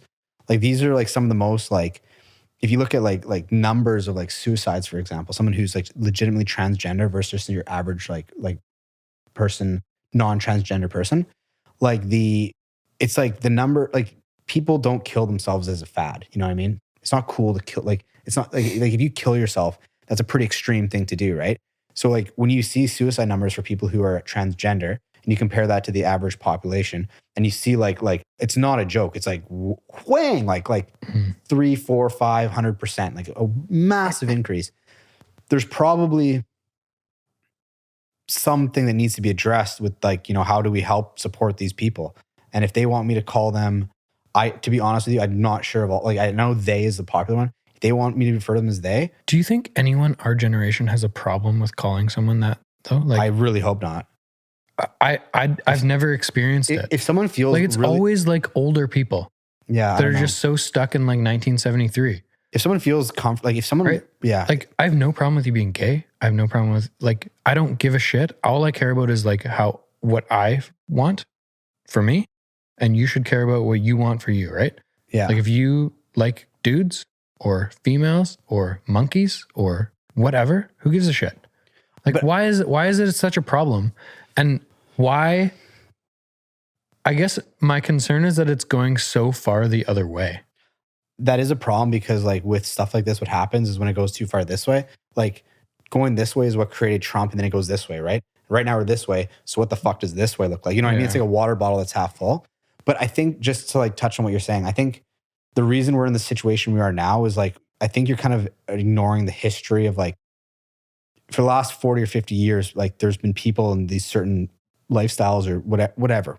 You know what I'm trying to say, right? Like what their gender is, their sexuality, who have really, really, really suffered like horribly, like really bad. And I think now is almost an overcorrection to like, let's try to fix this problem. You know what I mean? Like people have like, it's gotten to the point where like, you know, people weren't even treated like people. Like they're getting killed because of who they were, which is really fucked up. Like I would not want to be killed because I'm an Alex. Like that'd be shitty. So I think now the overcorrection, but what I fear with like the way that the society works is, again, it's like a water bottle that's half full. It's on its side, right? When you go all the way this way, the water goes all the way the other way. And like, that's kind of the extremes is what's scary. You know what I mean? Like you got to think like all these things we talk about, 99.9% of people are in the median, right? There's outliers, 0.01, 0.1% of people. Those are the scary motherfuckers, right? Those are like the Hitlers, and those are like the Chairman Maos, and those are like the Mussolinis, and those are like the Stalins, right? They're on the outside, right? Those are the really extremists. And what happens is like the middle, because the extremes are so loud, the middle feels like they're really important. But like 99.9% of people, we all just want to basically live our lives, love each other, encourage each other, help build each other. And then there's like those kind of outsiders that are a little bit fucking crazy. But I don't really think that now it's in a fear of like, I don't know. I don't really fear the extremes. I just think that they just exist kind of. But to answer, there are those, it is getting pretty fucking extreme with some things. Yeah. It's getting pretty crazy. It is. And like, yeah, it's like everything is so, I don't know, everything is so detrimental, right? Like anything can be like so detrimental, right? Like like another just example, a guy I know who works in the government. He's high up in the government. And one day he's working, one of his employers sent a meme to another employee that, oh boy, it was just a meme. Well, hold on. It was just but I feel this is going sideways. No, it's not going sideways. It was sent to another employee, and all it was a person basically causing self-harm. That's all it was, being like, can't believe I have to do this, right? So someone can't believe I have to do this, and like a little hang guy, right? And like a hanging emoji, right? Like kill me now. And like that person got in fucking shit for that, like big shit for that, because it went upstairs because they're like, well, like, what do you think we are the government. What do you think the ramifications of you sending this, like, I have to do this hanging emoji? Like, it was a pretty big deal for someone just saying, like, sending a hanging emoji, right? And the person who I was talking to explained it to me, like, what happens if you send this person and their father hung themselves and they have to see this? And like, I think it is getting a little sensitive, like a little too much. But I don't think that, it's all kind of unwarranted, if I'm completely honest. I think that there's reasons why this shit is happening. Because people have been suffering for a long time in a lot of different ways. These are really deep conversations, man. I feel like we should have like a bonfire. Carl is silent. I don't think you're in any way allowed to have bonfires after what you did to your parents' home. Yeah, man. These are like really like deep, like existential kind of like what Isn't this important conversations to have with people though? I think it is, but I don't know who the hell would want to listen to my opinions on it. You know what I mean? I think it's important for people to understand that, like, it's okay to have different opinions. That is right? That is totally in society not right now. Yeah, that's not in trend right now. It is not. You're not allowed to have a different opinion than what you're told to have. Right? Yeah, man. For me, I think it's important to be open-minded and to listen to people and to understand that everyone has different experiences. And like you bring up the point about history and like we're correcting itself right now, and I understand that. I just think like any way to the far extreme is bad. And so just because it was one way on the far extreme, does it make it okay to be the other way on the far extreme? No. Or does that just make it worse than it was before? It makes it worse. Like look at what just happened in the States last year with their political situations down there, right? Because our real estate is such a good example of this. In 2016, the market was already correcting itself, and it had gone like this for like 6 months, and then it was literally like that for 2 months. And then the government's like, oh, fuck, the market's on fire. We have to do something with foreign buyer tax. It was like the market, it already overcorrected, like it already corrected itself. So how do you bring this back to socialism? I don't fucking know. But I know what you mean. Like overcorrection's not good. The overcorrection makes it worse, right? Mm-hmm. The things that were already happening naturally, and what I mean naturally is our generation, I feel like I don't have any friends that are angry or like homophobic or like angry at people because they, are bisexual, like your example. Like, I just want to talk to people and like, I'm curious about their experiences and like why they think the way they do and why they are the way they are. I think it's interesting, but I'm never gonna, and personal opinion, but I don't know many people that would be like, oh, that guy fucking sucks because he's gay. Like, I know, but there are people like that. There's a lot of people like our generation. No, there are, man. You'd be surprised. I feel like you it's just so don't hang out few with and them, far man. between. No, it's just people, you don't hang out with these people. I feel like Those it's people so are much there. more popular 30 years before we were born. It was more popular because more people are like that, but there's still people like the misconception though, that like to give it politically, people view the far right as like really extreme. The far left is really bad. Like they're both extremes are really dangerous. Totally. Like they're both very, very, very, very dangerous. But like for some reason, the far left thinks the far right is really bad, and the far right thinks the far left is really bad. And the people in the middle are just literally just like, they're both bad in this direction. In American politics, like they talk about this all the time, right? Is like they've never seen this big a divide in the country. I know. And it seems like anyone who is like was or previously slightly leaning left is now a crazy leftist. And anyone that was slightly right is a crazy rightist just because they're trying to belong and they feel like they have to battle. You have to pick your team. Yeah. What we need to do, man, is we need to make the middle the cool place to be. Why isn't it though? Excuse me. It feels like that is like the rational place to be where you're like accepting of other people's opinions. Yeah. My new life goal is to make the middle cool, man. Why isn't it? I don't know.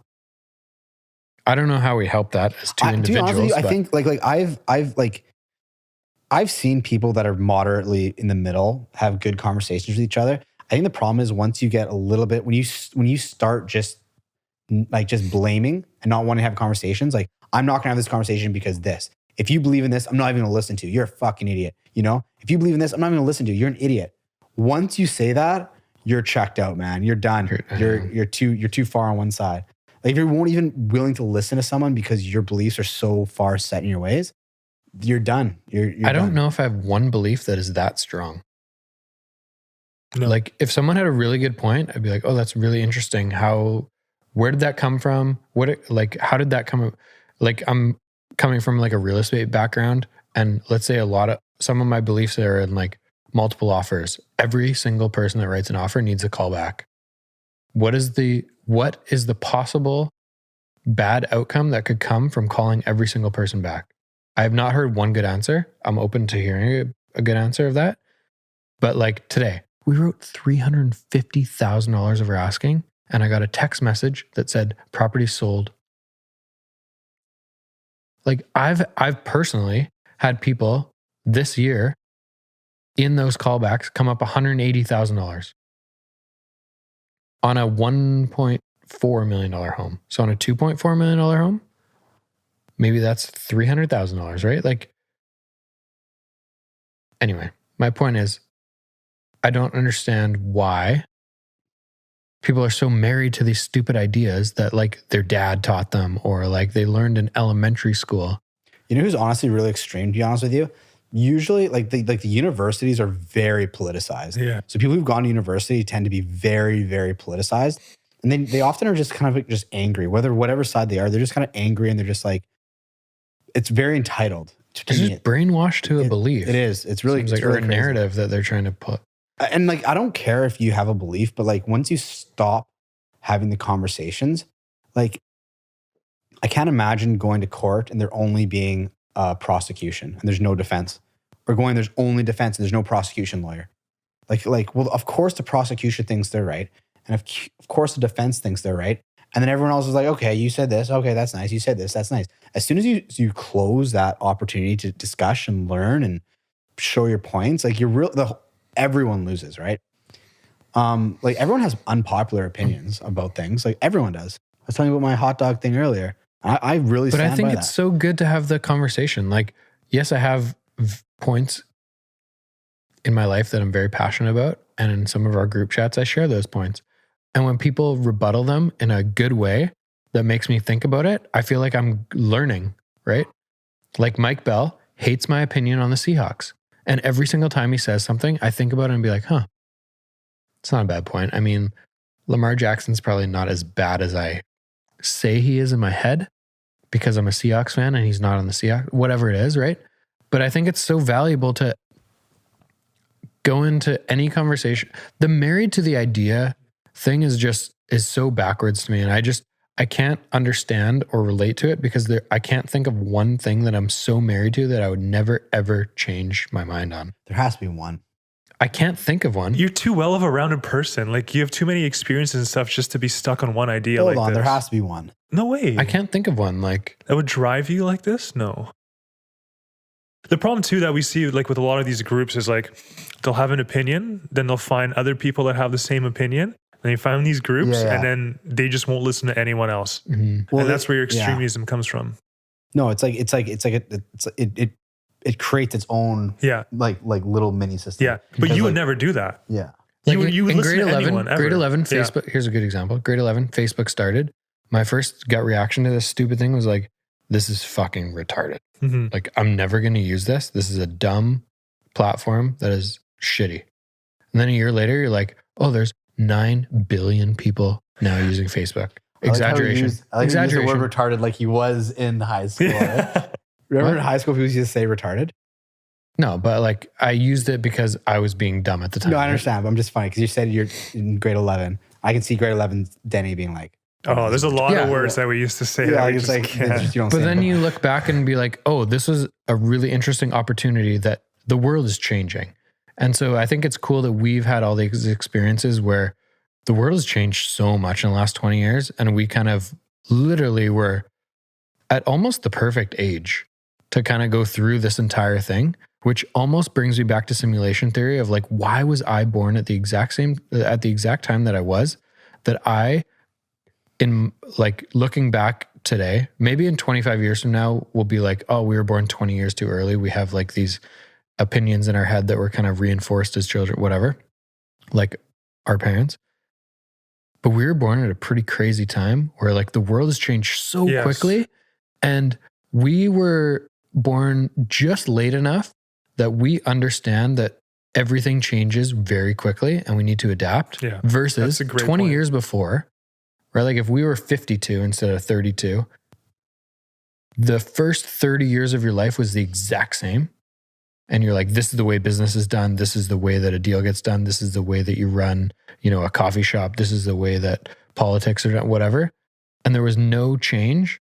And then the next 20 years was so like crazy for them, probably, that they couldn't even understand or comprehend. They just don't get it. Like even my older brother, who's 42, is so different in the way that he like perceives the world. I think because of the time we were born.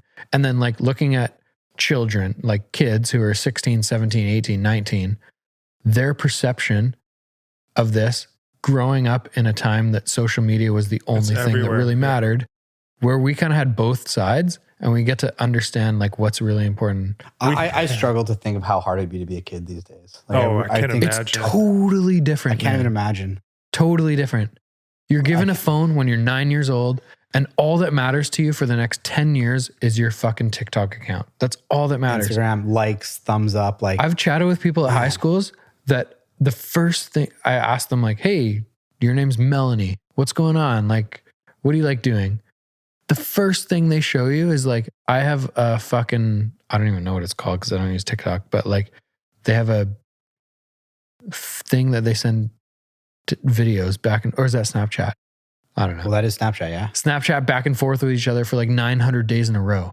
They have like a whatever. You just don't develop interest. You're not That's your well-rounded. thing. You just Your thing is Yeah. sending a video back and forth. I honestly, 900 days in a row. I think it'd be horrible. I think it'd be crazy.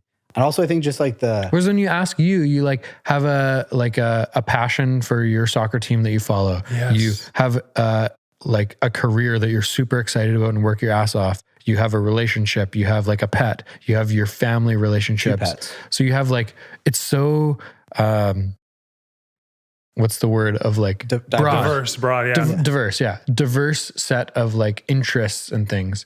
Whereas like it's, I don't know, maybe kids just aren't old enough yet to get there, but like, it's like, what do you want to do with your life? And you're like, I want to be an Instagram model. I know. What?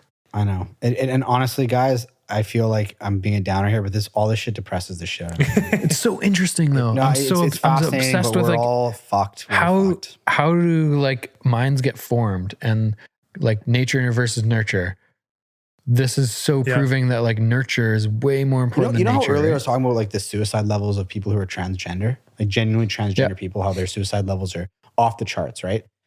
And like you look at like youth, like between the ages of like 12 and 18, male and female, over the last, let's say, decade, like the suicide numbers are also like off the, like they literally just went whang, right? And it has to have something to do with social media. Like there's so much content, so much every day, right? How do I get these people's attention, right? Like bullying, how we imagine bullying, like getting punched in the face as a kid, it is So completely different, different yeah. now, man.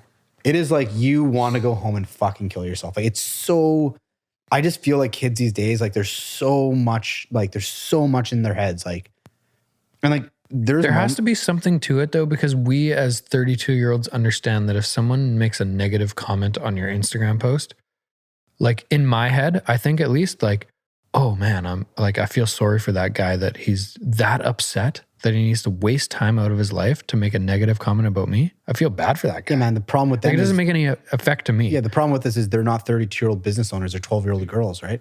So No. I'm just saying, like, kids, like how, like, what's going wrong that they're so affected by like this online platform bullshit. Well, I think part of it is like how like people are just becoming more and more soft. Like I do not listen to a lot of. Why though? I don't listen to a lot of Joe Rogan. Parenting? I don't listen to a lot of Joe Rogan, but there was this quote that he had. It's probably not even his fucking quote. I heard this. I was like, that is the most accurate shit I've ever heard, man. Basically, the quote was, I swear to God, as long as I'm on this podcast, probably for our whole friendship, as long as you know me, this might be the smartest thing I'll ever tell you. This might be the best piece of information I've ever shared. I think you're smarter than you think you are. No, I'm pretty damn smart. I think you don't give yourself enough I know credit. I'm pretty smart, but this is not my shit. But this is the smartest shit I've ever heard in my life. I hear this and I think about it every day. Like it's really, really, really, really awkwardly true, and it just plays over and over again. It goes, hard times make hard men. Hard men make easy times. Easy times make weak men. Weak men make hard times. And that shit is so cyclical, man. You got to go to war. Yeah, like look at war. Look at like really hard times make really hard people. Hard people make really easy times. Easy times, what we kind of have now, just make weak people. And weak people, as we're seeing right now, are beginning to make really, really hard times. Like things are getting worse. There's got to be every something day. in that circle though that can be adjusted to keep it going in a good direction. I think it's a flaw in human nature. I think we're bound to be fucked, man.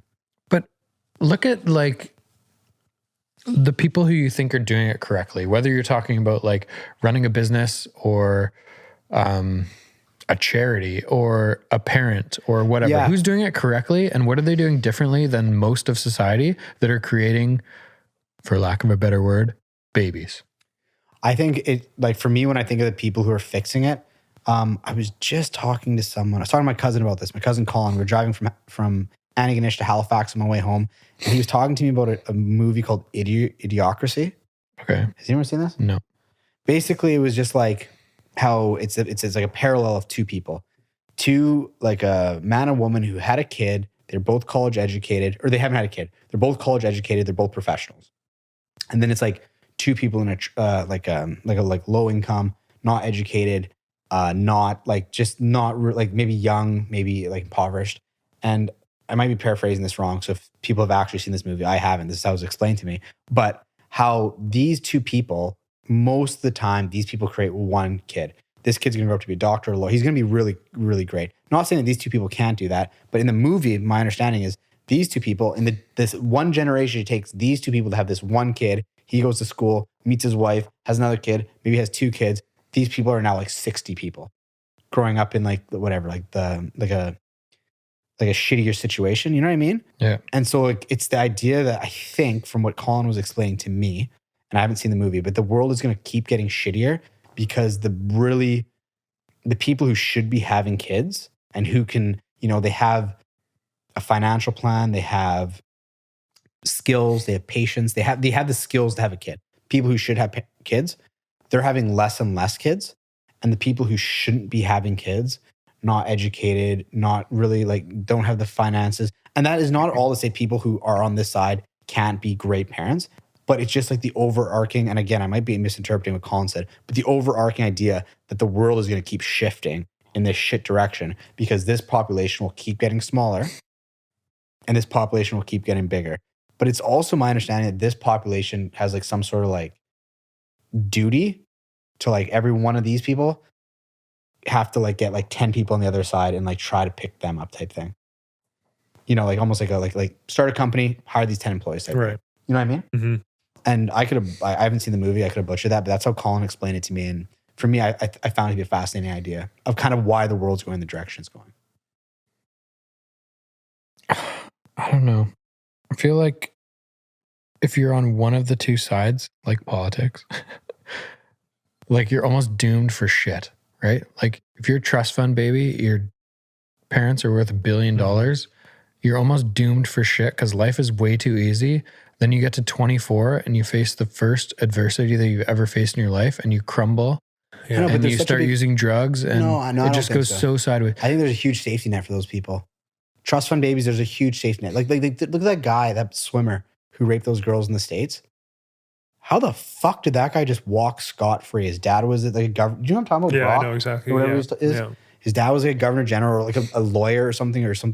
Like if that's some black kid from the ghetto and that exact same thing happens, I guarantee you that kid is not getting 6 months probation. So maybe there's more opportunity. And I mean, there's 100,000% more opportunity in that side of it.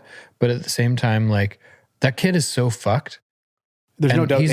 There's no doubt the kid's fucked. He's never having a life that like maybe you or I are having that are appreciating daily things, like going for a run. Yeah, Like you got to think of like these, like those people, like that Brock guy, and these people who come from like these really. I can think of a couple people in my head who they have these really, really like they were given everything. I think they're too slightly stupid to realize that how. Like people who have been giving everything and they think their life is great, but they're always talking shit. They're always jealous. Mm-hmm. They're always, they're just shitty. that's people. what I mean. Is They're there, too stupid to realize how shitty they are, I think. You know what I mean? Like Brock doesn't know he's an asshole, I don't think. I don't know who Brock is. The swimmer guy, I just told you about him. Oh, I didn't know that was his name. I think both sides are not good. And I think being somewhere in the middle, like lower middle class, upper middle class, I think is a good position to be in. Like, look at our families growing up. We were both like middle class to lower middle class. I don't know. No, how you categorize it in I'd terms say, of lower household middle income. class, like paycheck to paycheck, but not struggling to But put like your parents food. aren't buying you random shit like fucking cars when you're 16. Dude, no. Like I asked my chance. dad for a car. He's like, yeah, I'll drive you to get a car. I'm like, no, but I need to buy a car. He's like, you better get a fucking job then. Or like basketball shoes in grade 7. Like I tell this story all the time. Like, Dad, I need basketball shoes. My last year's shoes are size 7 and my feet grew 4 sizes and now they're size 11. I can't wear my last year's shoes for basketball this year. He's like, okay, here's $50. I'm like, new basketball shoes cost $150. He's like, well, you better get a job. Yeah.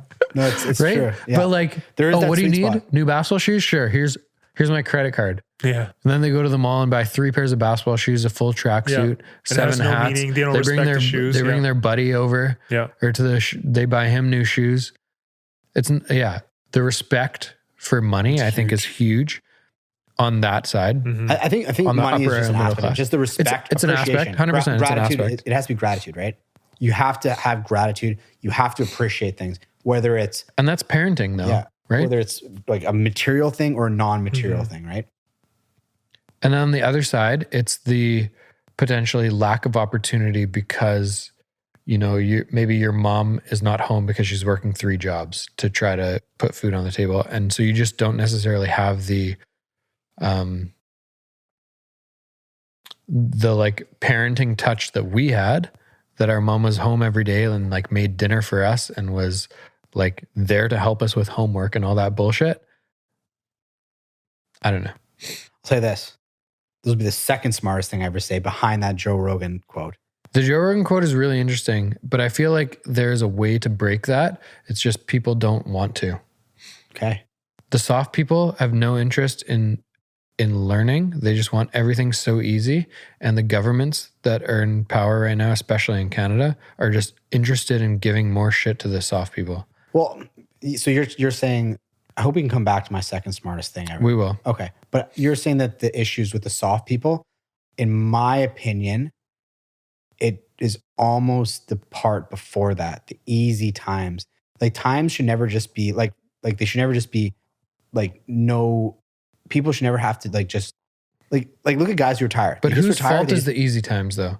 That's what I'm saying. Is it the parenting of the easy times? Because we are technically in the generation of the parenting of the easy times. So our parents had easy times. We're now the people Correct. Because their parents we're ruining were the the world ones fighting and we're in about the to war. start a really hard time for people who aren't even born yet. That's basically my understanding of it. Our generation, yeah. Our generation, and also like I would say just a generation just below us and just below them, we're basically going to fuck up the entire world again. And then the next generation, people who are just about to be born, they're going to be back in the hard times. Hey, the world's on fire. Hey, everything's being corrupt. Oh my God. You know what I mean? It's going to be, those guys are going to have to fix it. But yeah, I think it's the easy times that's the issue. Like, I'm not saying time should ever be easy or hard. Time should just be like really, like easy times is what ruins people, right? Like easy times is what made everyone so soft, and like people are so easily offended. People will sit there and just like look in them, like look for reasons. Some people are so easily offended, they look to be offended on behalf of other people. Yeah. That is crazy to me. Like, I'm offended because that person, that guy's not even offended, but he should be offended, so I'm offended. That is fucking crazy to me. Seriously, that is really common right now. People, like my brother, my brother works on a First Nations reserve in North Vancouver, and all the people he works with and loves are First Nations people. And some of their thoughts on the things that non-First Nations think offend First Nations is they're like, yeah, like maybe just these guys. Cause like he works with, you know, a couple, I don't know, maybe 50, 60 people. And they're like, yeah, that doesn't bother us at all. Like we're like really proud of, like the best example was having the Vancouver Canucks hockey team had the helmet with the native logo, but it was drawn by a white person or like a European descent person. And the people who were actually First Nations were like, that is amazing that our art is being displayed on like something that is like so important to us, like our national sport, our art is being displayed. And then there's a bunch of super angry white people being like, how dare you guys not use a First Nation artist? And then the First Nation people were like, no, this is good. We like this. Like, this is good. You know what I mean? Like being offended on behalf of other people. I think it's like next level, man. When I was at North Dakota, our name was the Fighting Sioux, which is the name of like a First Nation tribe.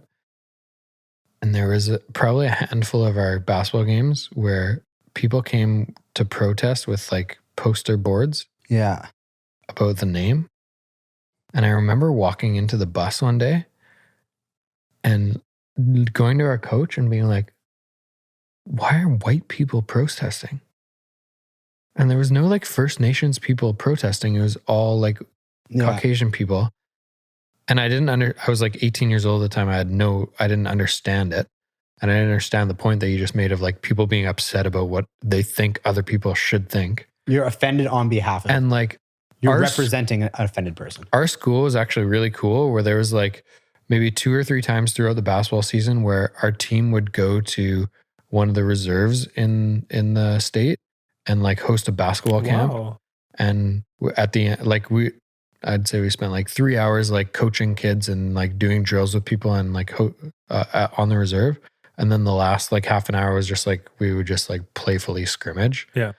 And there was hundreds of people from the reserve that were watching and cheering our scrimmage, which was like a 30% scrimmage. Like no one's going hard. Of course, you're not fucking dunking on these kids. No. We're playing against our team. So it's like 5-on-5, our team playing against each other. Okay. And it's not like a practice where you're like going hard. It's just more like playful. Yeah.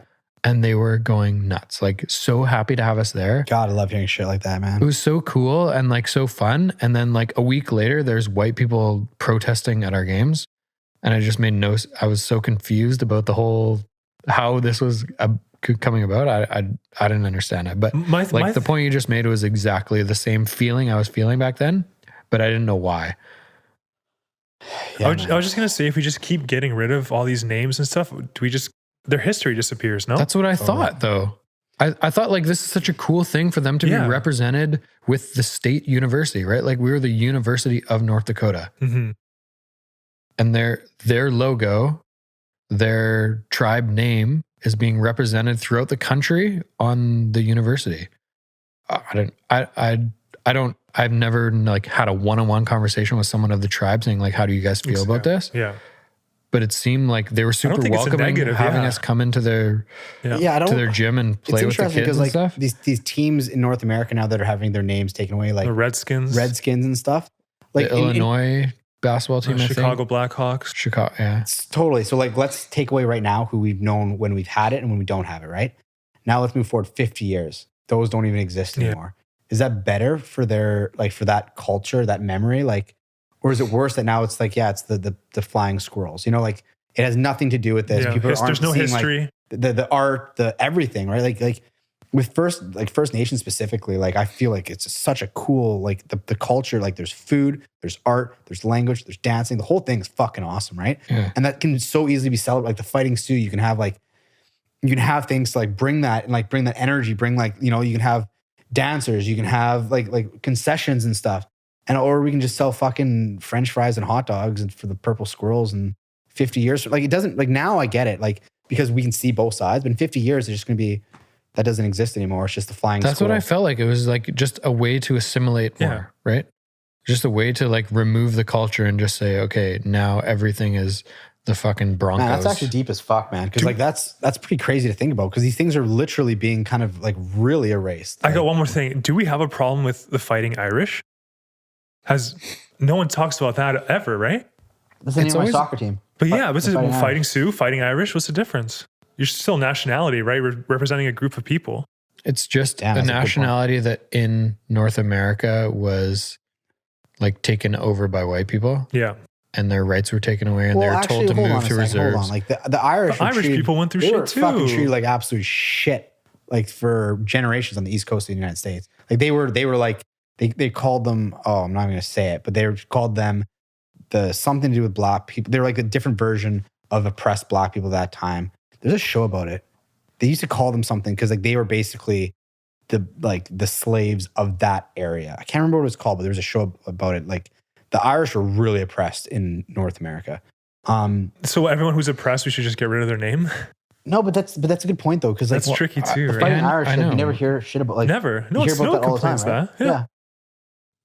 And you don't see Irish like, Irish people getting upset. but then you don't really see Because that logic just makes no sense. Like if you flash forward to today, like who's been oppressed the last 20 years? We're talking about like LGBTQ community. Like in 20 years from now, we're just erasing the community because we're like, it's almost the same logic. Yeah, I see what you're saying. Yeah. Doesn't make any sense. We're like trying to celebrate people this like in today's society. Being like, we're, you know, be whoever the fuck you want to be. Canada's gonna be fine. Like nobody cares. Do your thing. Versus on the other side of people who were oppressed, First Nations, specifically in this conversation, 100 years ago, are now being erased. Yeah. They're called like the names, like where they're celebrated. And you think though, like as a sports team, specifically, to have a name that's associated, that's a really powerful thing, right? Like, I thought it was so cool when I was totally. there. Like, look at the Montreal. Dakota has so much history, Totally. right? Like Yeah. Montreal Canadiens, right? Yeah. Like these are things that are meant to not be negative, but they're in a positive. A sports team having a name is in a positive sense, right? New York Yankees. same Totally. thing. New England Patriots. Canucks. Yeah, like Canucks are another name for Canadians, right? Mm. Yeah, that's really interesting because a sports team, it'd be different if it was something negative, like, hey, we're going to name groups of criminals after these people. Right, You know that's what I mean? But it's like a sports team that would be celebrated. I took a photo of the 8 names that the Washington Redskins are now thinking of naming their team. And it is unbelievably bad. And it has to just be like super political type like people that are just like, okay, well, this is not going to offend anyone, so we should put this down. One of them was like Wild Hogs. The Washington Wild Hogs. Wild Hogs are scary. Like they are like, they are. How is that an intimidating. NFL team name? How are they the had Cleveland? What's a Cleveland Brown? I don't know. But it's been their name for like 50 years. So why do you just erase it and put Wild Hogs on the logo? Like, Yeah, like, you know, as we have this conversation, like I guess I never really gave it a thought, but it does seem a little bit like we're taking something that's powerful and we're not we, but like whoever is kind of like taking away from that history, you know? I think, so from my very limited experience with the Sioux tribe in North Dakota, they seemed, and like the people that we talked to and the people that we like were coaching in these camps and stuff like that, they seemed like they were super excited and thankful for like the involvement of the university. And I feel like this whole movement of removing the names is not involving the people that it actually like is about. It's the people who are the loudest, right? Calling the shots. And they're not even involved. It's like the NCAA being like, oh, we feel we, Yeah. As old white men. Organization. We talk in New about York, old white men yeah. all the time on this podcast, Carl. Old white men. We as old white men feel that this is offensive to the tribes. Where the tribes are like, we actually really like that the university involves us. I wonder and what would helps happen our if you kids did. out. And like, we don't know anything about basketball. They come here and Yeah. teach our kids basketball. Like, Young kids love wearing jerseys and they got like their tribe on them and stuff. totally. So do you think if they like polled, for example, let's see, take one of 10 Again, people's- my super limited experience with this exact topic was the Sioux tribe in North Dakota. And it seemed like they were so pumped to have us there. We sat in the classrooms one day and we're just like helping kids read and write. Like the teacher was up there and the kids would have I don't know what grade, I can't remember what grade they were. This was like 12 years ago, but like grade 3, 4, whatever kids. And we were just like sitting there beside them, like helping them do their homework and stuff. It was actually a really cool experience. And then like one day it was like a basketball camp. It was cool.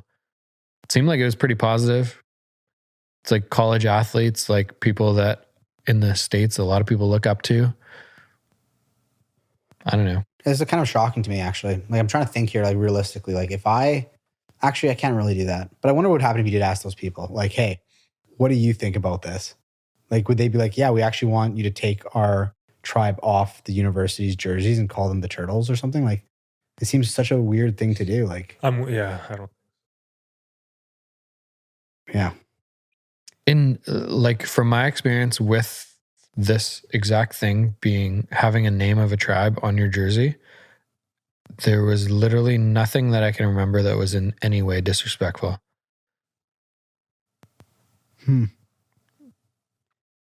I don't know. I thought it was really cool. It was cool to even like remember those experiences I don't think about very much with the kids. Yeah, I can only imagine what that'd be like. Like, especially if crazy. they're seeing you guys on So TV. eye-opening as like an 18-year-old Oh, kid yeah. from Canada too. We come back to being well-rounded, right? There you go. There's an experience. Well, boys, we really scratched back. That was good shit. That was good. Alex. Yeah. 2.5 hours? We should go. Okay. Hungry. 2 hours and 35 minutes. I wonder if anyone's going to listen to that whole thing. Holy shit. It's a good one. Someone probably will. I just like the idea of regular humans talking about regular things that we're just told how to think on. I like the idea that we have different opinions and sometimes we disagree. And then you say something that makes me think a little more. And then it alters my thought process a little bit. That's the big thing. Because even when you guys disagree, it's never negative, right? It's always We talked about that. We talked about literally like the best way to like move forward as a world is to be able to have open conversations with like disagreeing parties. And I the told problem is, when you stop having those conversations, just flat out refuse, right? That's where the issues And then you come start in. getting, Yeah. you know, like now I'm not talking to Danny about these things. We disagree. Now I got 5 little shitheads like me talking about it and like, fuck Danny. And Danny has 5 little shitheads like Danny being like, well, fuck Alex and his shitheads. And these shitheads are the loudest. Yeah, and then now everyone's the loudest, yeah. And to me, that's the scariest thing about the way that Canada seems it's going right now is that, like, vaccine passports, for example, if you say that they're bad, like, you just get fucking attacked. Yeah.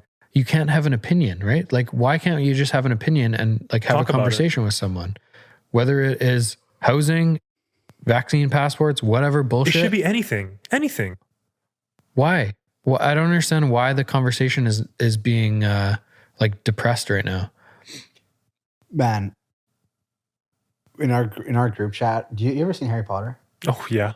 In our group chat, one of our friends who loves Harry Potter was talking about, and it was so funny and so accurate. He was basically, remember number 5 with Umbridge? Yep. Remember Professor Umbridge? Dolores. Yeah. Dolores, yeah. When he started putting the decrees on the wall. Know this. Mhm. So basically he was saying like the vaccine passport, like overall as a society, we know this is wrong thing to do. It's kind of overstepping a boundary to separate people being like haves and have not. Like overall as a society, we know it's wrong. It's like Umbridge knocking those things on the wall. But no one's really, because of like the power system and like how things are, like no one's going to say anything. No one can say anything. No one can say anything until the Ministry of Magic, who we believe is protecting, like in that situation, they believe the Ministry of Magic was protecting everyone. You know what I'm talking about? I do. Yes, I do. The Ministry of Magic was corrupt and it was fucking everyone. Yeah. God damn Harry Potter, man. I never told you this, but someone I know well, I went over to their house. One of their kids said something about umbrage. Like, have you been watching Harry Potter? And they say to me, that's what we call Dr. Bonnie. Oh. This was like a year and 4 months ago, like right from the beginning of COVID. And I don't know if necessarily that is the right thing I to don't like agree with that, share but- with your kids being like, she's corrupt as fuck from the Right. beginning. I think she's an intelligent person. I think she's a puppet though, Yeah. which Umbridge was a puppet. And so at the same time, I was like, You can see the connections. yeah, it's not a bad reference. I thought that was so funny though, Yeah, it is pretty funny, actually. That's especially as a really big funny. Harry Potter fan. No, I think that I like Bonnie, and I don't think I like Umbridge. I think that Bonnie just is, again, like she's doing what she thinks is the best. But like, how much pull Okay, does she have? do you actually think that in any one of her press conferences for the last 18 months, she said anything that she firmly believes? I don't. I think she's scapegoat. I haven't believed one word that that woman said in 18 months. I think the whole thing is filtered, and anyone that knows me understands that I fucking hate the filter. I want people to be honest and tell you what they really think. And like the States is a prime example of their head guy, Dr. Fauci, openly lying about a bunch of shit early in the I know COVID. that wasn't a It's good just look. so filtered, I know, right? it wasn't a good look. I'll be honest, that was not a good look with the head doctor getting kind of caught up a little bit. But that was not a good look for the whole overall message. Masks are not needed. 3 days later, everyone needs to wear a mask immediately, and the entire like outside, inside bullshit. But as things do progress, right? Like things do change. Just I like we were talking understand. about, they're fluid, right? The thing with the States though is like there's so much like there are some people that are like here, like there are people that are as much against. Like some people here will literally be like, if you do not get your vaccines, I will not be your friend. I'll unfollow you and everything, right? And then Which people is- there So bad. that it's pretty extreme. There's people there who are like, if you do get your vaccines, same thing. I will not be your friend. I don't want anything to do with you. You go to hell. You know what I mean? Like the polarization of people against each other. Like I'm really seeing people like starting to really fucking hate each other. Like people are starting to hate their neighbors, man. And we all gotta love each other because we're all. But in this is together. what happens when you're not allowed to have a conversation. Yeah, 100%. You get teams, you get tribalism, right? You get the same thinking people. Yeah, that's not good. This is why the podcast exists, so the conversations can keep flowing, Alex. Thank you, sir. You know, a couple bottles of wine. We'll do another one next Tuesday.